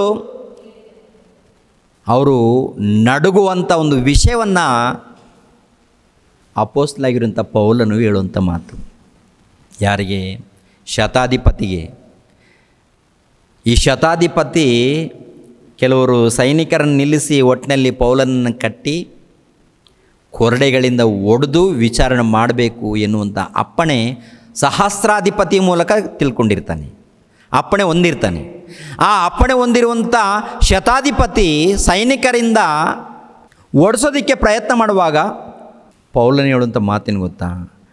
ಶತಾಧಿಪತಿ, ಸಹಸ್ರಾಧಿಪತಿ, ಆ ಸೈನಿಕರು ಎಲ್ಲರೂ ಭಯಪಡುವಂಥ ಒಂದು ಸಂಗತಿಯನ್ನು ಹೇಳ್ತಾನೆ. ಏನದು? ರೋಮಾಪುರದ ಹಕ್ಕುದಾರನಾಗಿರುವಂಥ ನನ್ನನ್ನು ವಿಚಾರಣೆ ಮಾಡದೆ ಒಡೆಯುವಂಥ ಅಧಿಕಾರ ನಿಮಗಿದೆಯಾ ಅಂತ. ಏನದು? ರೋಮಾಪುರದ ಹಕ್ಕುದಾರ ಅಂದರೆ ಏನಿದೆ ಗೊತ್ತಾ? ರೋಮಾಪುರದ ಅಂದರೆ ರೋಮನರ ಆಳ್ವಿಕೆಯಲ್ಲಿ ಹಕ್ಕುದಾರವನ್ನು, ಅಂದರೆ ರೋಮಾಪುರದ ಒಂದು ಪೌರತ್ವವನ್ನು ಹೊಂದಿರುವಂಥ ವ್ಯಕ್ತಿ ಪೌಲನು. ರೋಮನರ ಪೌರತ್ವವನ್ನು ಹೊಂದಿರುವಂಥ ಹಕ್ಕನ್ನು ಹೊಂದಿರುವಂಥ ವ್ಯಕ್ತಿ ಪೌಲನು. ಆ ರೋಮಾಪುರದ ಪೌರತ್ವವನ್ನು, ಹಕ್ಕನ್ನು ಹೊಂದಿರುವಂಥ ವ್ಯಕ್ತಿಯ ಮೇಲೆ ಏನಾದರೂ ಕೇಸುಗಳು ಹಾಕಿದಾಗ ವಿಚಾರಣೆ ಮಾಡದೆ ಅರೆಸ್ಟ್ ಮಾಡಿಕೂಡ್ದು, ಹೊಡಿಬಾರ್ದು. ಕಾನೂನು ಪ್ರಕಾರ, ಅಂದರೆ ರೋಮನರ ಆಳ್ವಿಕೆಯ, ರೋಮನರ ಅಧಿಕಾರದ ಪ್ರಕಾರ ರೋಮನರ ಹಕ್ಕುದಾರರಿಗೆ ಅರೆಸ್ಟ್ ಮಾಡಬೇಕಾದ್ರೂ, ಹೊಡಿಬೇಕಾದ್ರೂ ಮೊಟ್ಟ ಮೊದಲು ಏನು ತಪ್ಪು ಮಾಡಿದ್ದಾರೆ ಎನ್ನುವಂಥ ಸಂಗತಿಯನ್ನು ವಿಚಾರ ಮಾಡಬೇಕು. ಅದು ನಿಜನ ಸುಳ್ಳ ಮೊದಲನೇದಾಗಿ ತಿಳ್ಕೋಬೇಕು. ತಿಳ್ಕೊಂಡ ನಂತರ ಖಂಡಿತವಾದಂಥ ಆಧಾರಗಳು ಸಿಕ್ಕ ನಂತರ ಆವಾಗ ಅರೆಸ್ಟ್ ಮಾಡಬೇಕಾಗತ್ತೆ. ಇಲ್ಲದೆ ಹೋದರೆ ಅವರನ್ನು ಯಾರು ಅರೆಸ್ಟ್ ಮಾಡಿದ್ದಾರೋ ಅವರ ಉದ್ಯೋಗ ಹೋಗುತ್ತೆ. ಹೆಚ್ಚು ಕಡಿಮೆ ಆದರೆ ಅವರನ್ನು ಕೊಂದಾಕ್ತಾರೆ. ಅಂಥ ಅಧಿಕಾರ ರೋಮಾಪುರದ ಪೌರತ್ವವನ್ನು ಹೊಂದಿರುವಂಥ ಹಕ್ಕುದಾರರಿಗೆ ಇರುತ್ತೆ. ಅದಕ್ಕೆ ಪೌಲನು ಹೇಳುವಂಥ ಮಾತನ್ನು ನೋಡುವಾಗ, ಅವರು ಪೌಲನನ್ನು ಬೊಗ್ಗಿಸಿ ಬಾರುಗಳಿಂದ ಕಟ್ಟುವಾಗ ಅವನು ತನ್ನ ಹತ್ತಿರ ನಿಂತಿದ್ದ ಶತಾಧಿಪತಿಯನ್ನು, ರೋಮಾಪುರದ ಹಕ್ಕುದಾರನಾದ ಮನುಷ್ಯನನ್ನು ನ್ಯಾಯ ವಿಚಾರಣೆ ಮಾಡದೆ ಕೊರಡೆಗಳಿಂದ ಓಡಿಸುವುದು ನಿಮಗೆ ನ್ಯಾಯವೋ ಎಂದು ಕೇಳಿದನು. ಶತಾಧಿಪತಿಯು ಆ ಮಾತನ್ನು ಕೇಳಿ ಸಹಸ್ರಾಧಿಪತಿಯ ಬಳಿಗೆ ಹೋಗಿ, ನೀನು ಏನು ಮಾಡಬೇಕೆಂದಿದ್ದಿ? ಈ ಮನುಷ್ಯನು ರೋಮಾಪುರದ ಹಕ್ಕುದಾರನು ಎಂದು ಹೇಳಲು ಸಹಸ್ರಾಧಿಪತಿಯು ಪೌಲನ ಹತ್ತಿರಕ್ಕೆ ಬಂದು, ನೀನು ರೋಮಾಪುರದವರ ಹಕ್ಕುಳ್ಳವನೇನು? ನನಗೆ ಹೇಳು ಎಂದು ಅವನನ್ನು ಕೇಳಿದರು. ಅವನು ಹೌದು ಅಂದನು. ಅದಕ್ಕೆ ಸಹಸ್ರಾಧಿಪತಿಯು, ನಾನು ಬಹಳ ಹಣ ಕೊಟ್ಟು ಆ ಹಕ್ಕನ್ನು ಕೊಂಡುಕೊಂಡೆನು ಅನ್ನಲು. ಏನ್ರಿ, ಸಹಸ್ರಾಧಿಪತಿ ಇದ ನೋಡಿ, ರೋಮನರ ಆಳ್ವಿಕೆಯಲ್ಲಿ ಸಹಸ್ರಾಧಿಪತಿ. ಈ ಸಹಸ್ರಾಧಿಪತಿಯಾಗಿರುವಂಥ ಈತನು ಲಂಚ ಕೊಟ್ಟು, ಒಂದು ರೀತಿಯಲ್ಲಿ ಹೇಳಬೇಕಾದ್ರೆ ಲಂಚ ಕೊಟ್ಟು ರೋಮಾಪುರದ ಪೌರತ್ವವನ್ನು, ಹಕ್ಕುದಾರವನ್ನು ಪಡ್ಕೊಂಡಿದ್ದಾನಂತೆ.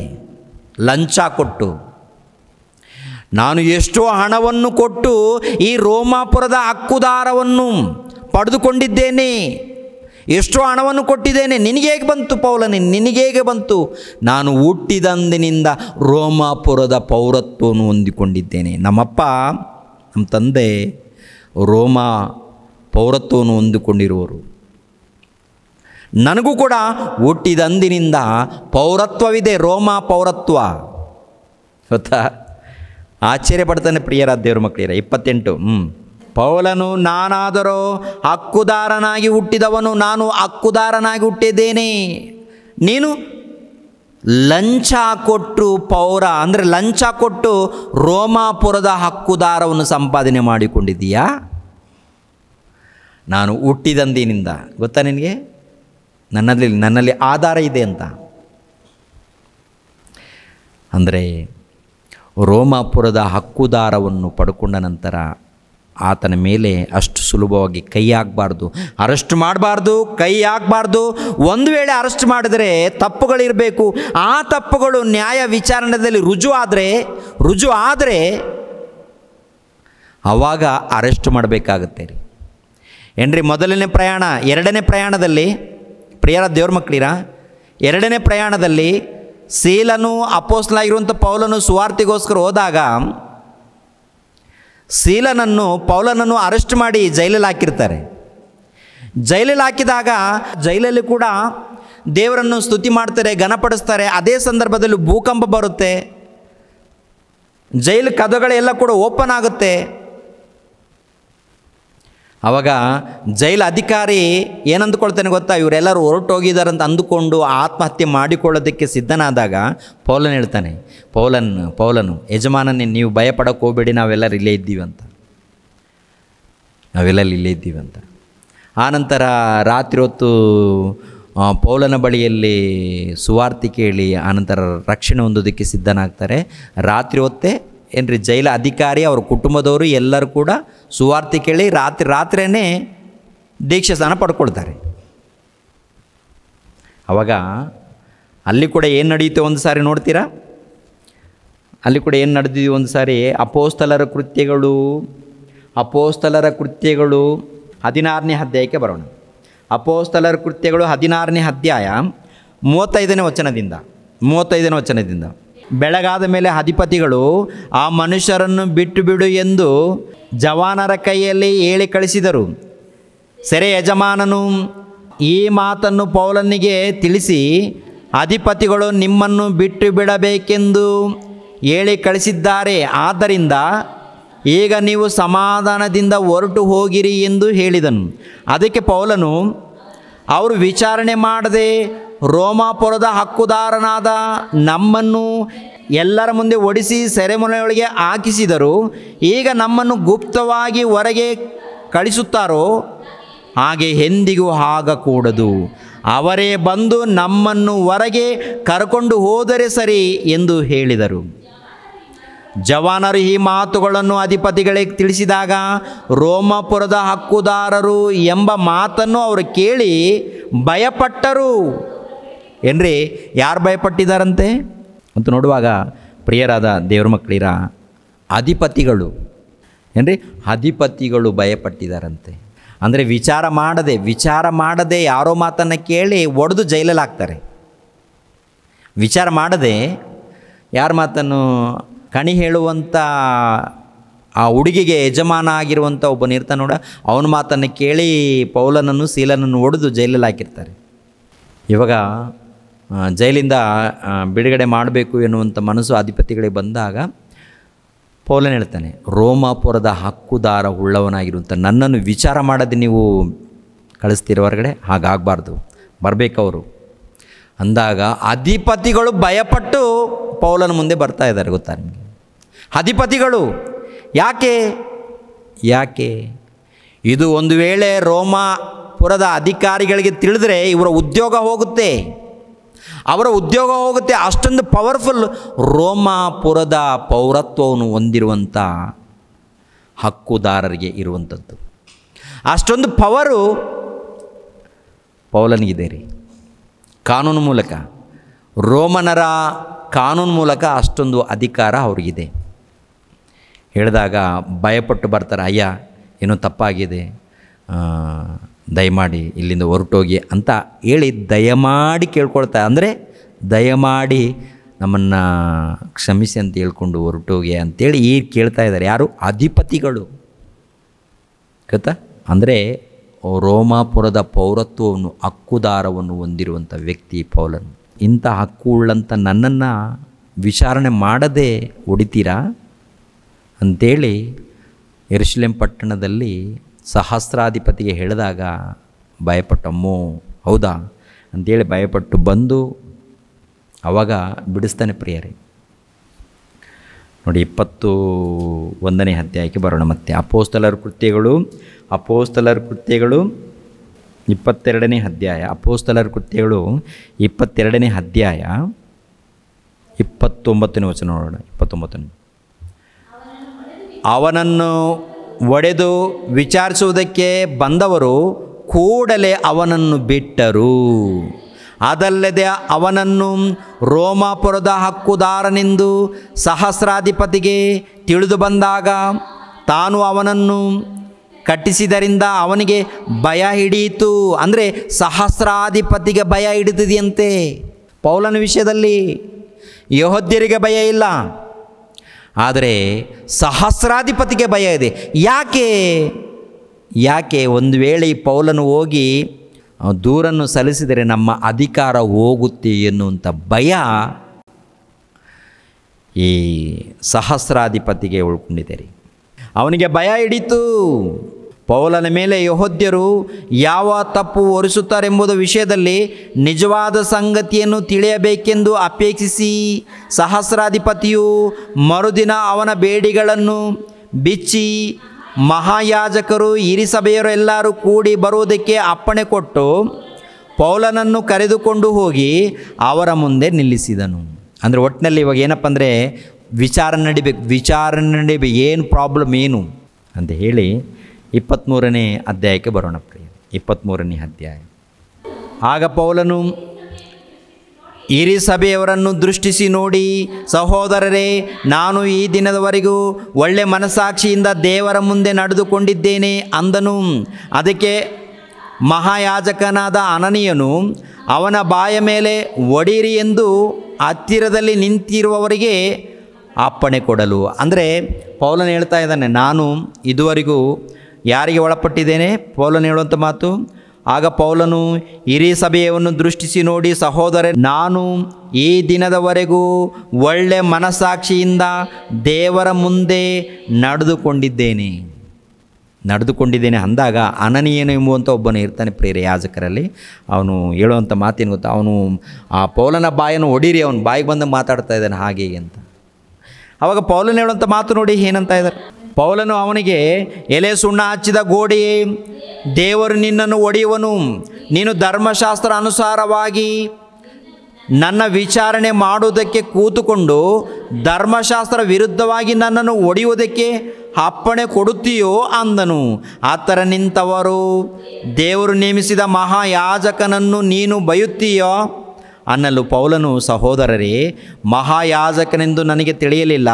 ನಿನ್ನ ಜನರಲ್ಲಿ ಅಧಿಪತಿಯಾಗಿರುವವನ ವಿಷಯವಾಗಿ ಕೆಟ್ಟದೇನು ಮಾಡಬಾರದು ಎಂದು ಬರೆದದೆಯಷ್ಟೇ ಅಂದನು. ಅಂದರೆ ಅನನೀಯನು ಎಂಬುವಂಥ ವ್ಯಕ್ತಿ ಪೌಲನನ್ನು ಒಡಿರಿ ಅಂದಾಗ ಪೌಲನು ಹೇಳುವಂಥ ಮಾತೇನು ಗೊತ್ತಾ, ಎಲೆ ಸುಣ್ಣ ಹಚ್ಚಿದ ಗೋಡೆ, ಸುಣ್ಣ ಹಚ್ಚಿದ ಗೋಡೆ, ದೇವ್ರು ನಿನ್ನನ್ನು ಹೊಡಿತಾನೆ ಜಾಗ್ರತೆ ಅಂದಾಗ ಪಕ್ಕದಲ್ಲಿದ್ದವನು, ಏನು ಮನುಷ್ಯ ಪೌಲನೇ, ಆ ಮನುಷ್ಯ ಯಾಜಕನು, ಏನು ಮಾತಾಡ್ತೀಯ ಅಂದಾಗ, ಓ ಯಾಜಕನಾ, ಸರಿ ಸರಿ ಅಂತೇಳಿ ಮತ್ತೆ ವಚನಗಳನ್ನು ಹೇಳಿ ಮತ್ತೆ ಮಾತಾಡ್ತಾ ಇದ್ದಾನೆ. ಅಂದರೆ ಧರ್ಮಶಾಸ್ತ್ರದಲ್ಲಿ ಇದ್ದಂಥ ವಚನಗಳನ್ನು ಹೇಳಿ ಮತ್ತೆ ಮುಂದಕ್ಕೆ ಹೋಗ್ತಾ ಇದ್ದಾನೆ.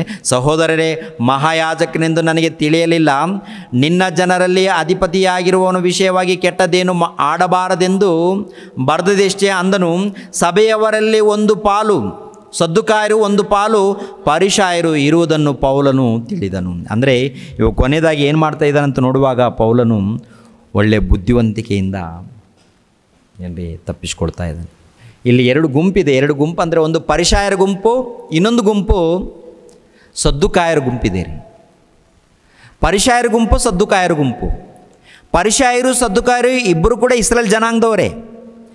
ಪರಿಸಾಯರ ವಿಷಯದಲ್ಲಿ ನೋಡುವಾಗ ಧರ್ಮಶಾಸ್ತ್ರದಲ್ಲಿ ಪ್ರವೀಣರು, ಶಾಸ್ತ್ರಿಗಳು, ಬೋಧಕರು ಈ ರೀತಿಯಲ್ಲಿದ್ದಾರೆ ಪರಿಸಾಯರು. ಸದ್ದುಕಾಯರಿದ್ದಾರೆ, ಇವರು ಒಂದು ರೀತಿಯಲ್ಲಿ ಇರ್ತಾರೆ. ಇವರಿಬ್ಬರ ಮಧ್ಯದಲ್ಲಿ ವ್ಯತ್ಯಾಸ ಇರುತ್ತೆ. ಏನಂತ ನೋಡುವಾಗ ಪರಿಸಾಯರು ಬಂದು ಪುನರುತ್ಥಾನವನ್ನಾಗಿರ್ಬೋದು, ಆತ್ಮಗಳನ್ನು ಕುರಿತಾಗಿರ್ಬೋದು, ದೇವದೂತರನ್ನು ಕುರಿತಾಗಿರ್ಬೋದು ನಂಬುತ್ತಾರೆ ಪರಿಸಾಯರು. ಸದ್ದುಕಾಯರು ಇವನ್ನು ನಂಬೋದಿಲ್ಲ. ಅಂದರೆ ದೇವದೂತರಿದ್ದಾರೆ ಅಂದರೆ ನಂಬಲ್ಲ, ಆತ್ಮಗಳು ಇದ್ದಾರೆ ಅಂದರೆ ನಂಬಲ್ಲ, ಪುನರುತ್ಥಾನ ಇದೆ ಅಂದರೆ ನಂಬೋದಿಲ್ಲ. ಪುನರುತ್ಥಾನವನ್ನು ಕುರಿತು ನಂಬೋದಿಲ್ಲ, ಆತ್ಮಗಳನ್ನು ಕುರಿತು ನಂಬೋದಿಲ್ಲ, ದೇವದೂತರ ಬಗ್ಗೆ ನಂಬೋದಿಲ್ಲ. ಯಾರು? ಸದ್ದುಕಾಯರು. ಆದ್ದರಿಂದ ಎರಡು ಗುಂಪನ್ನು ನೋಡಿದ ನಂತರ, ಸಹೋದರರೇ, ನಾನು ಪರಿಸಾಯನು. ಯಾರು? ಪೌಲನು ಹೇಳುವಂಥದ್ದು, ನಾನು ಪರಿಸಾಯನು. ಎರಡನೇದಾಗಿ ಪುನರುತ್ಥಾನ ಇದೆ ಎಂದು, ಆತ್ಮ ಇದೆ ಎಂದು ನಾನು ನಂಬ್ತಾ ಇದ್ದೀನಿ. ಆದರೆ ಈ ವಿಷಯದಲ್ಲಿ ಸದ್ದುಕಾಯರು ಬಂದು ಇದಕ್ಕೆ ವಿರುದ್ಧವಾಗಿ ಮಾತನಾಡಿದ್ದಾರೆ ಅಂಥೇಳಿ ಹಿರೀ ಸಭೆಯಲ್ಲಿ, ದೊಡ್ಡ ಸಭೆಯಲ್ಲಿ ಮಾತನಾಡಿದಾಗ ಆವಾಗ ಅಲ್ಲಿರುವಂಥ ಜನರ ಮಧ್ಯದಲ್ಲಿ ನಡೆಯುವಂಥ ವಿಷಯವನ್ನು ಗಮನಿಸೋಣ ಪ್ರಿಯರೇ. 6ನೇ ವಚನ. ಸಭೆಯವರಲ್ಲಿ ಒಂದು ಪಾಲು ಸದ್ದುಕಾಯರು, ಒಂದು ಪಾಲು ಪರಿಸಾಯರು ಇರುವುದನ್ನು ಪೌಲನು ತಿಳಿದು, ಸಹೋದರರೇ, ನಾನು ಪರಿಸಾಯನು, ಪರಿಸಾಯನ ಮಗನು, ಸತ್ತವರೆದ್ದು ಬರುವರು ಎಂದು ನಿರೀಕ್ಷೆ ವಿಷಯವಾಗಿ ನನ್ನನ್ನು ವಿಚಾರಣೆ ಮಾಡುತ್ತಾರೆ ಎಂದು ಹಿರೀ ಸಭೆಯಲ್ಲಿ ಕೂಗಿದನು. ಇದನ್ನು ಅವನು ಹೇಳಿದಾಗ ಪರಿಸಾಯರಿಗೂ ಸದ್ದುಕಾಯರಿಗೂ ಜಗಳ ಹುಟ್ಟಿತು, ಸಭೆಯಲ್ಲಿ ಭೇದ ಉಂಟಾಯಿತು. ಇವಾಗ ಯಾರ್ಯಾರಿಗೆ ಭೇದ ಉಂಟಾಗ್ತದೆ ಅಂತ ನೋಡುವಾಗ, ಪೌಲನ ಮೇಲೆ ಕೋಪ ಮಾಡಿಕೊಂಡು ಅರೆಸ್ಟ್ ಮಾಡಿ ವಿಚಾರಣೆಗೋಸ್ಕರ ಎಲ್ಲರೂ ಬಂದಿದ್ದಾರೆ.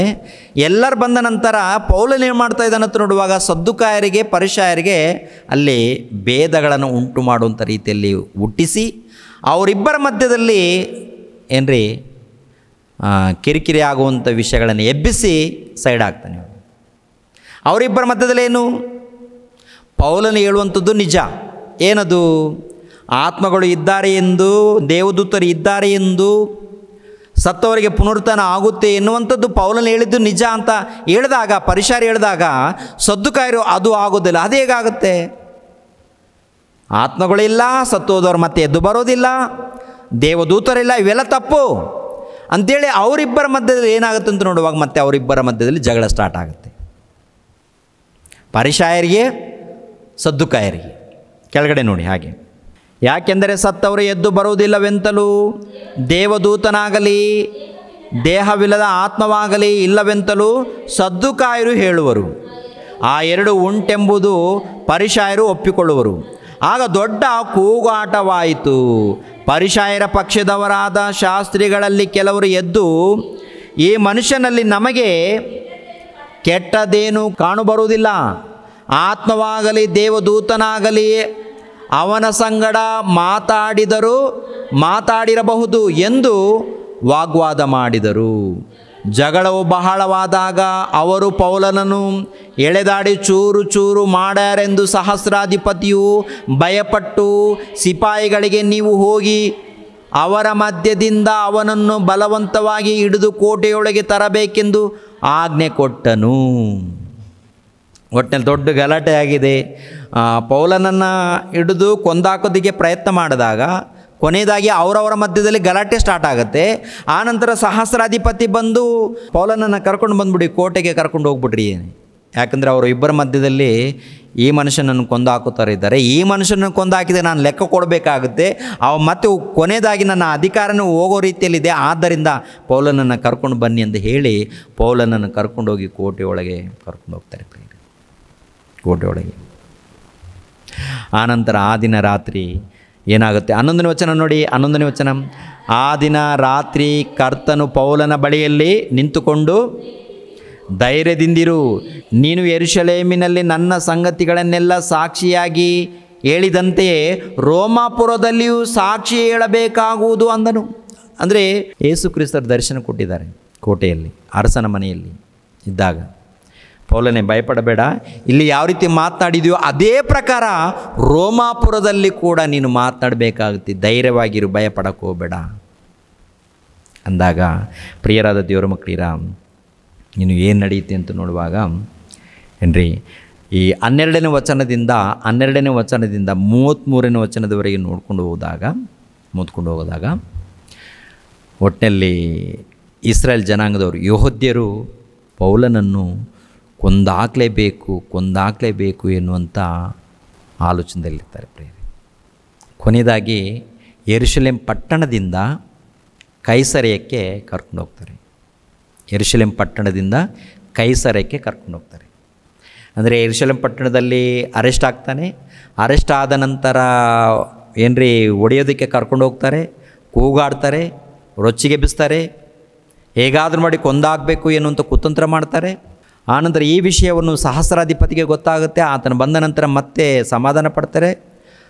ಆನಂತರ ಮತ್ತೆ ವಿಚಾರಣೆ ನಡೆಯುತ್ತೆ, ಮತ್ತೆ ಹೇಗಾದರೂ ಮಾಡಿ ಕೊಂದಾಗಬೇಕು ಎಂಬುವಂಥ ಆಲೋಚನೆಯಲ್ಲಿ ಇದ್ದಾಗ ಏನ್ರಿ, ಸಹಸ್ರಾಧಿಪತಿ ಮತ್ತೆ ವಿಚಾರಣೆ ಮಾಡೋಣ ಹಾಗೆ ಹೀಗೆ ಅಂತ ಪ್ಲ್ಯಾನ್ ಮಾಡಿದಾಗ, ನಾನು ರೋಮಪುರದ ಹಕ್ಕುದಾರ ಅಂತ ಹೇಳಿದಾಗ ಆವಾಗ ಏನ್ರಿ, ಸಹಸ್ರಾಧಿಪತಿ, ಶತಾಧಿಪತಿ, ರೋಮನರ ಅಧಿಕಾರಿಗಳು ಸಪೋರ್ಟಾಗಿ ನಿಲ್ತಾರೆ, ಬೆಂಬಲವಾಗಿ. ಅಷ್ಟು ಸುಲಭವಾಗಿ ಯೆಹೂದ್ಯರ ಕೈಗೆ ಒಪ್ಪಿಸೋದಿಲ್ಲ ರೀ. ಒಂದು ವೇಳೆ ಯೆಹೂದ್ಯರ ಕೈಗೆ ಪೌಲನನ್ನು ಒಪ್ಪಿಸಿದರೆ ಯೆಹೂದ್ಯರು ಕೊಂದಾಕ್ತಾರೆ. ಯೆಹೂದ್ಯರು ಕೊಂದಾಕಿದರೆ ಯಾರು? ಸಹಸ್ರಾಧಿಪತಿಗೂ ಶತಾಧಿಪತಿಗಳಿಗೂ ಕಿರಿಕಿರಿ ಪ್ರಾರಂಭವಾಗುತ್ತೆ. ಯಾಕೆಂದರೆ ರೋಮಾಪುರದ ಹಕ್ಕುದಾರನಾಗಿರುವಂಥ ಪೌಲನನ್ನು ಕೊಂದಾಕಿದರೆ ಇವ್ರ ಕೆಲಸ ಹೋಗುತ್ತೆ. ಆದ್ದರಿಂದ ವಿಚಾರಣೆ ಮಾಡಬೇಕು. ವಿಚಾರಣೆ ಮಾಡಿ ಅದು ಒಂದು ವೇಳೆ ನಿಜವಾಗ್ಲೂ ಈ ಮನುಷ್ಯನು ತಪ್ಪು ಮಾಡಿದರೆ ಆವಾಗ ಬಂಧಿಸಬೇಕು, ಜೈಲಲ್ಲಿ ಹಾಕಬೇಕು ಎನ್ನುವಂಥದ್ದು ಬರುತ್ತೆ ಪ್ರಿಯರೇ. ಇವಾಗ ಒಟ್ಟಿನಲ್ಲಿ ಏನಪ್ಪ ಅಂದರೆ ಯೆರೂಸಲೇಮ್ ಪಟ್ಟಣದಲ್ಲಿದ್ದಾರೆ, ವಿಚಾರಣೆಗೋಸ್ಕರನೇ ನಿಲ್ಲಿಸಿದ್ದಾರೆ. ನೆಕ್ಸ್ಟ್ ಏನಾಗುತ್ತೆ ಅಂತ ನೋಡುವಾಗ ಏನ್ರಿ, ಕೈಸರಕ್ಕೆ ಕಳಿಸ್ಕೊಡ್ತಾರೆ. ಅದು ಏನು, ಯಾವಾಗ, ಹೇಗಾಗುತ್ತೆ, ಕೈಸರದಲ್ಲಿ ಏನು ನಡೆಯುತ್ತೆ ಎನ್ನುವಂಥ ವಿಷಯವನ್ನು ನಾಳೆ ತಿಳ್ಕೊಳ್ಳೋಣ ಪ್ರಿಯರೇ. ಈ ದಿನ ಯೆರೂಸಲೇಮ್ ಪಟ್ಟಣದಲ್ಲಿ ಅಂದರೆ 1ನೇ ಶತಮಾನದಲ್ಲಿ ಯೆರೂಸಲೇಮ್ ಪಟ್ಟಣದಲ್ಲಿ ಪೌಲನ ವಿಷಯದಲ್ಲಿ ನಡೆದಿರುವಂಥ ವಿಷಯಗಳನ್ನು ಕೆಲವು ತಿಳ್ಕೊಂಡಿದ್ದೀವಿ. ಇನ್ನು ಉಳಿದಿರುವಂಥ ವಿಷಯಗಳನ್ನು ನಾಳೆ ತಿಳ್ಕೊಳ್ಳೋಣ. ಓಕೆನಾ? ಎಲ್ಲರೂ ತಲೆಬಾಗಿಸ್ರಿ, ಪ್ರಾರ್ಥನೆ ಮಾಡಿ ಮುಗಿಸುತ್ತೇನೆ. ನಮ್ಮನ್ನು ಬಹಳವಾಗಿ ಪ್ರೀತಿಸುವಂಥ ನಮ್ಮ ತಂದೆಯಾದ ದೇವರೇ, ವಂದನೆಗಳು, ಸ್ತೋತ್ರಗಳು ತಂದೆ. ಪರಿಶುದ್ಧ ಗ್ರಂಥದಲ್ಲಿ ನಮಗೋಸ್ಕರ ಬರೆಸಿರುವಂಥ ಮಾತುಗಳನ್ನು ಇದ್ದದ್ದು ಇದ್ದ ಹಾಗೆ ಅರ್ಥ ಆಗುವಂಥ ರೀತಿಯಲ್ಲಿ ನಿಮ್ಮ ಮಕ್ಕಳಿಗೆ ತಿಳಿಸ್ತಾ ಇದ್ದೀನಿ ತಂದೆ. ಎಷ್ಟು ಮಂದಿ ವಾಕ್ಯಗಳನ್ನು ತಿಳ್ಕೊಂಡಿದ್ದಾರೋ ಎಲ್ಲರನ್ನೂ ಬಲಪಡಿಸಿ, ಎಲ್ಲರನ್ನೂ ತಂದೆಯ ದೇವರೇ ನೆನಪು ಮಾಡಿ ಅವರೆಲ್ಲರನ್ನೂ ನಿಮ್ಮ ಜ್ಞಾನದಲ್ಲಿ ಬೆಳೆಸಿ ತಂದೆಯ ದೇವರೇ, ಈ ಕೊನೆಯ ದಿನಗಳಲ್ಲಿದ್ದಂಥ ಪ್ರತಿಯೊಬ್ಬರೂ ನಿಮ್ಮ ವಾಕ್ಯಕ್ಕೆ ಒಳಪಟ್ಟು ಭಯ ಭಕ್ತಿಯಿಂದ ಜೀವಿಸಬೇಕು. ಹಾಗೆ ಭಯ ಭಕ್ತಿಯಿಂದ ಜೀವಿಸುವಂತೆ ಸಹಾಯ ಮಾಡಿ. ಅಪೊಸ್ತಲನಾಗಿರುವಂಥ ಪೌಲನ ವಿಷಯದಲ್ಲಿ ನೋಡುವಾಗ ತಂದೆಯ ದೇವರೇ, ಎಷ್ಟೋ ಪ್ರಯಾಸಪಟ್ಟಿದ್ದಾರೆ, ಕಷ್ಟಪಟ್ಟಿದ್ದಾರೆ, ನಿಮಗೋಸ್ಕರ ತನ್ನ ಜೀವಿತವನ್ನು ಬಲಿಯಾಗಿ ಅರ್ಪಿಸಿದ್ದಾರೆ ತಂದೆ. ಆತನ ಬಳಿಯಲ್ಲಿ ವಾಕ್ಯಗಳನ್ನು ಕಲಿತುಕೊಂಡಂಥ ಭಕ್ತರು ಕೂಡ ನಿಮಗೋಸ್ಕರ ತಮ್ಮ ಪ್ರಾಣಗಳನ್ನು ಸಮರ್ಪಿಸಿಕೊಂಡಿದ್ದಾರೆ. ಅದೇ ರೀತಿಯಲ್ಲಿ ತಂದೆಯ ದೇವರು ಈ ಕೊನೆಯ ದಿನಗಳಲ್ಲಿ ತಂದೆ ನಿಮ್ಮ ಮಕ್ಕಳಾಗಿರುವಂಥ ನಾವು ಕೂಡ ತಂದೆ ನಿಮ್ಮ ಸೇವೆ ನಿಮಿತ್ತವಾಗಿ ಭಕ್ತಿಯಿಂದ ಜೀವಿಸಿ ನಿಮ್ಮ ಪ್ರೀತಿಯನ್ನು ಸಮಾಜಕ್ಕೆ ಪರಿಚಯ ಮಾಡಿ ಧೈರ್ಯದಿಂದ ಈ ಜೀವಿತ ಕಾಲ ಮುಗಿಸಿಕೊಂಡು ನೀವಿರುವಂಥ ಪರಲೋಕಕ್ಕೆ ಬರುವಂತೆ ಸಹಾಯ ಮಾಡಿ. ಯೇಸು ಪವಿತ್ರ ನಾಮದಲ್ಲಿ ಬೇಡ್ತಾ ಇದ್ದೀನಪ್ಪ ತಂದೆಯೇ, ಆಮೇನ್. ರಕ್ಷಕನಾದ ಯೇಸು ಕ್ರಿಸ್ತರ ನಾಮದಲ್ಲಿ ಆತ್ಮೀಯರೆಲ್ಲರಿಗೂ ಹೃತ್ಪೂರ್ವಕ ವಂದನೆಗಳನ್ನು ತಿಳಿಸ್ತಾ ಇದ್ದೇನೆ. ದೇವರ ಸೇವೆ ನಿಮಿತ್ತವಾಗಿ ಪ್ರಾರ್ಥಿಸಿರಿ ಹಾಗೂ ದೇವರ ಸೇವೆಯಲ್ಲಿ ಭಾಗಿಗಳು ಆಗಿ. ಪ್ರತಿಯೊಬ್ಬನು ತನ್ನ ತನ್ನ ಹೃದಯದಲ್ಲಿ ನಿರ್ಣಯಿಸಿಕೊಂಡ ಪ್ರಕಾರ ಕೊಡಲಿ. ದುಃಖದಿಂದಾಗಲಿ ಬಲಾತ್ಕಾರದಿಂದಾಗಲಿ ಯಾರೂ ಕೊಡಬಾರದು. ಯಾಕೆಂದರೆ ಸಂತೋಷವಾಗಿ ಕೊಡುವವನ ಮೇಲೆ ದೇವರಿಗೆ ಪ್ರೀತಿಯುಂಟು. 2 ಕೊರಿಂಥದವರಿಗೆ ಬರೆದ ಪತ್ರಿಕೆ 9ನೇ ಅಧ್ಯಾಯ 7ನೇ ವಚನ.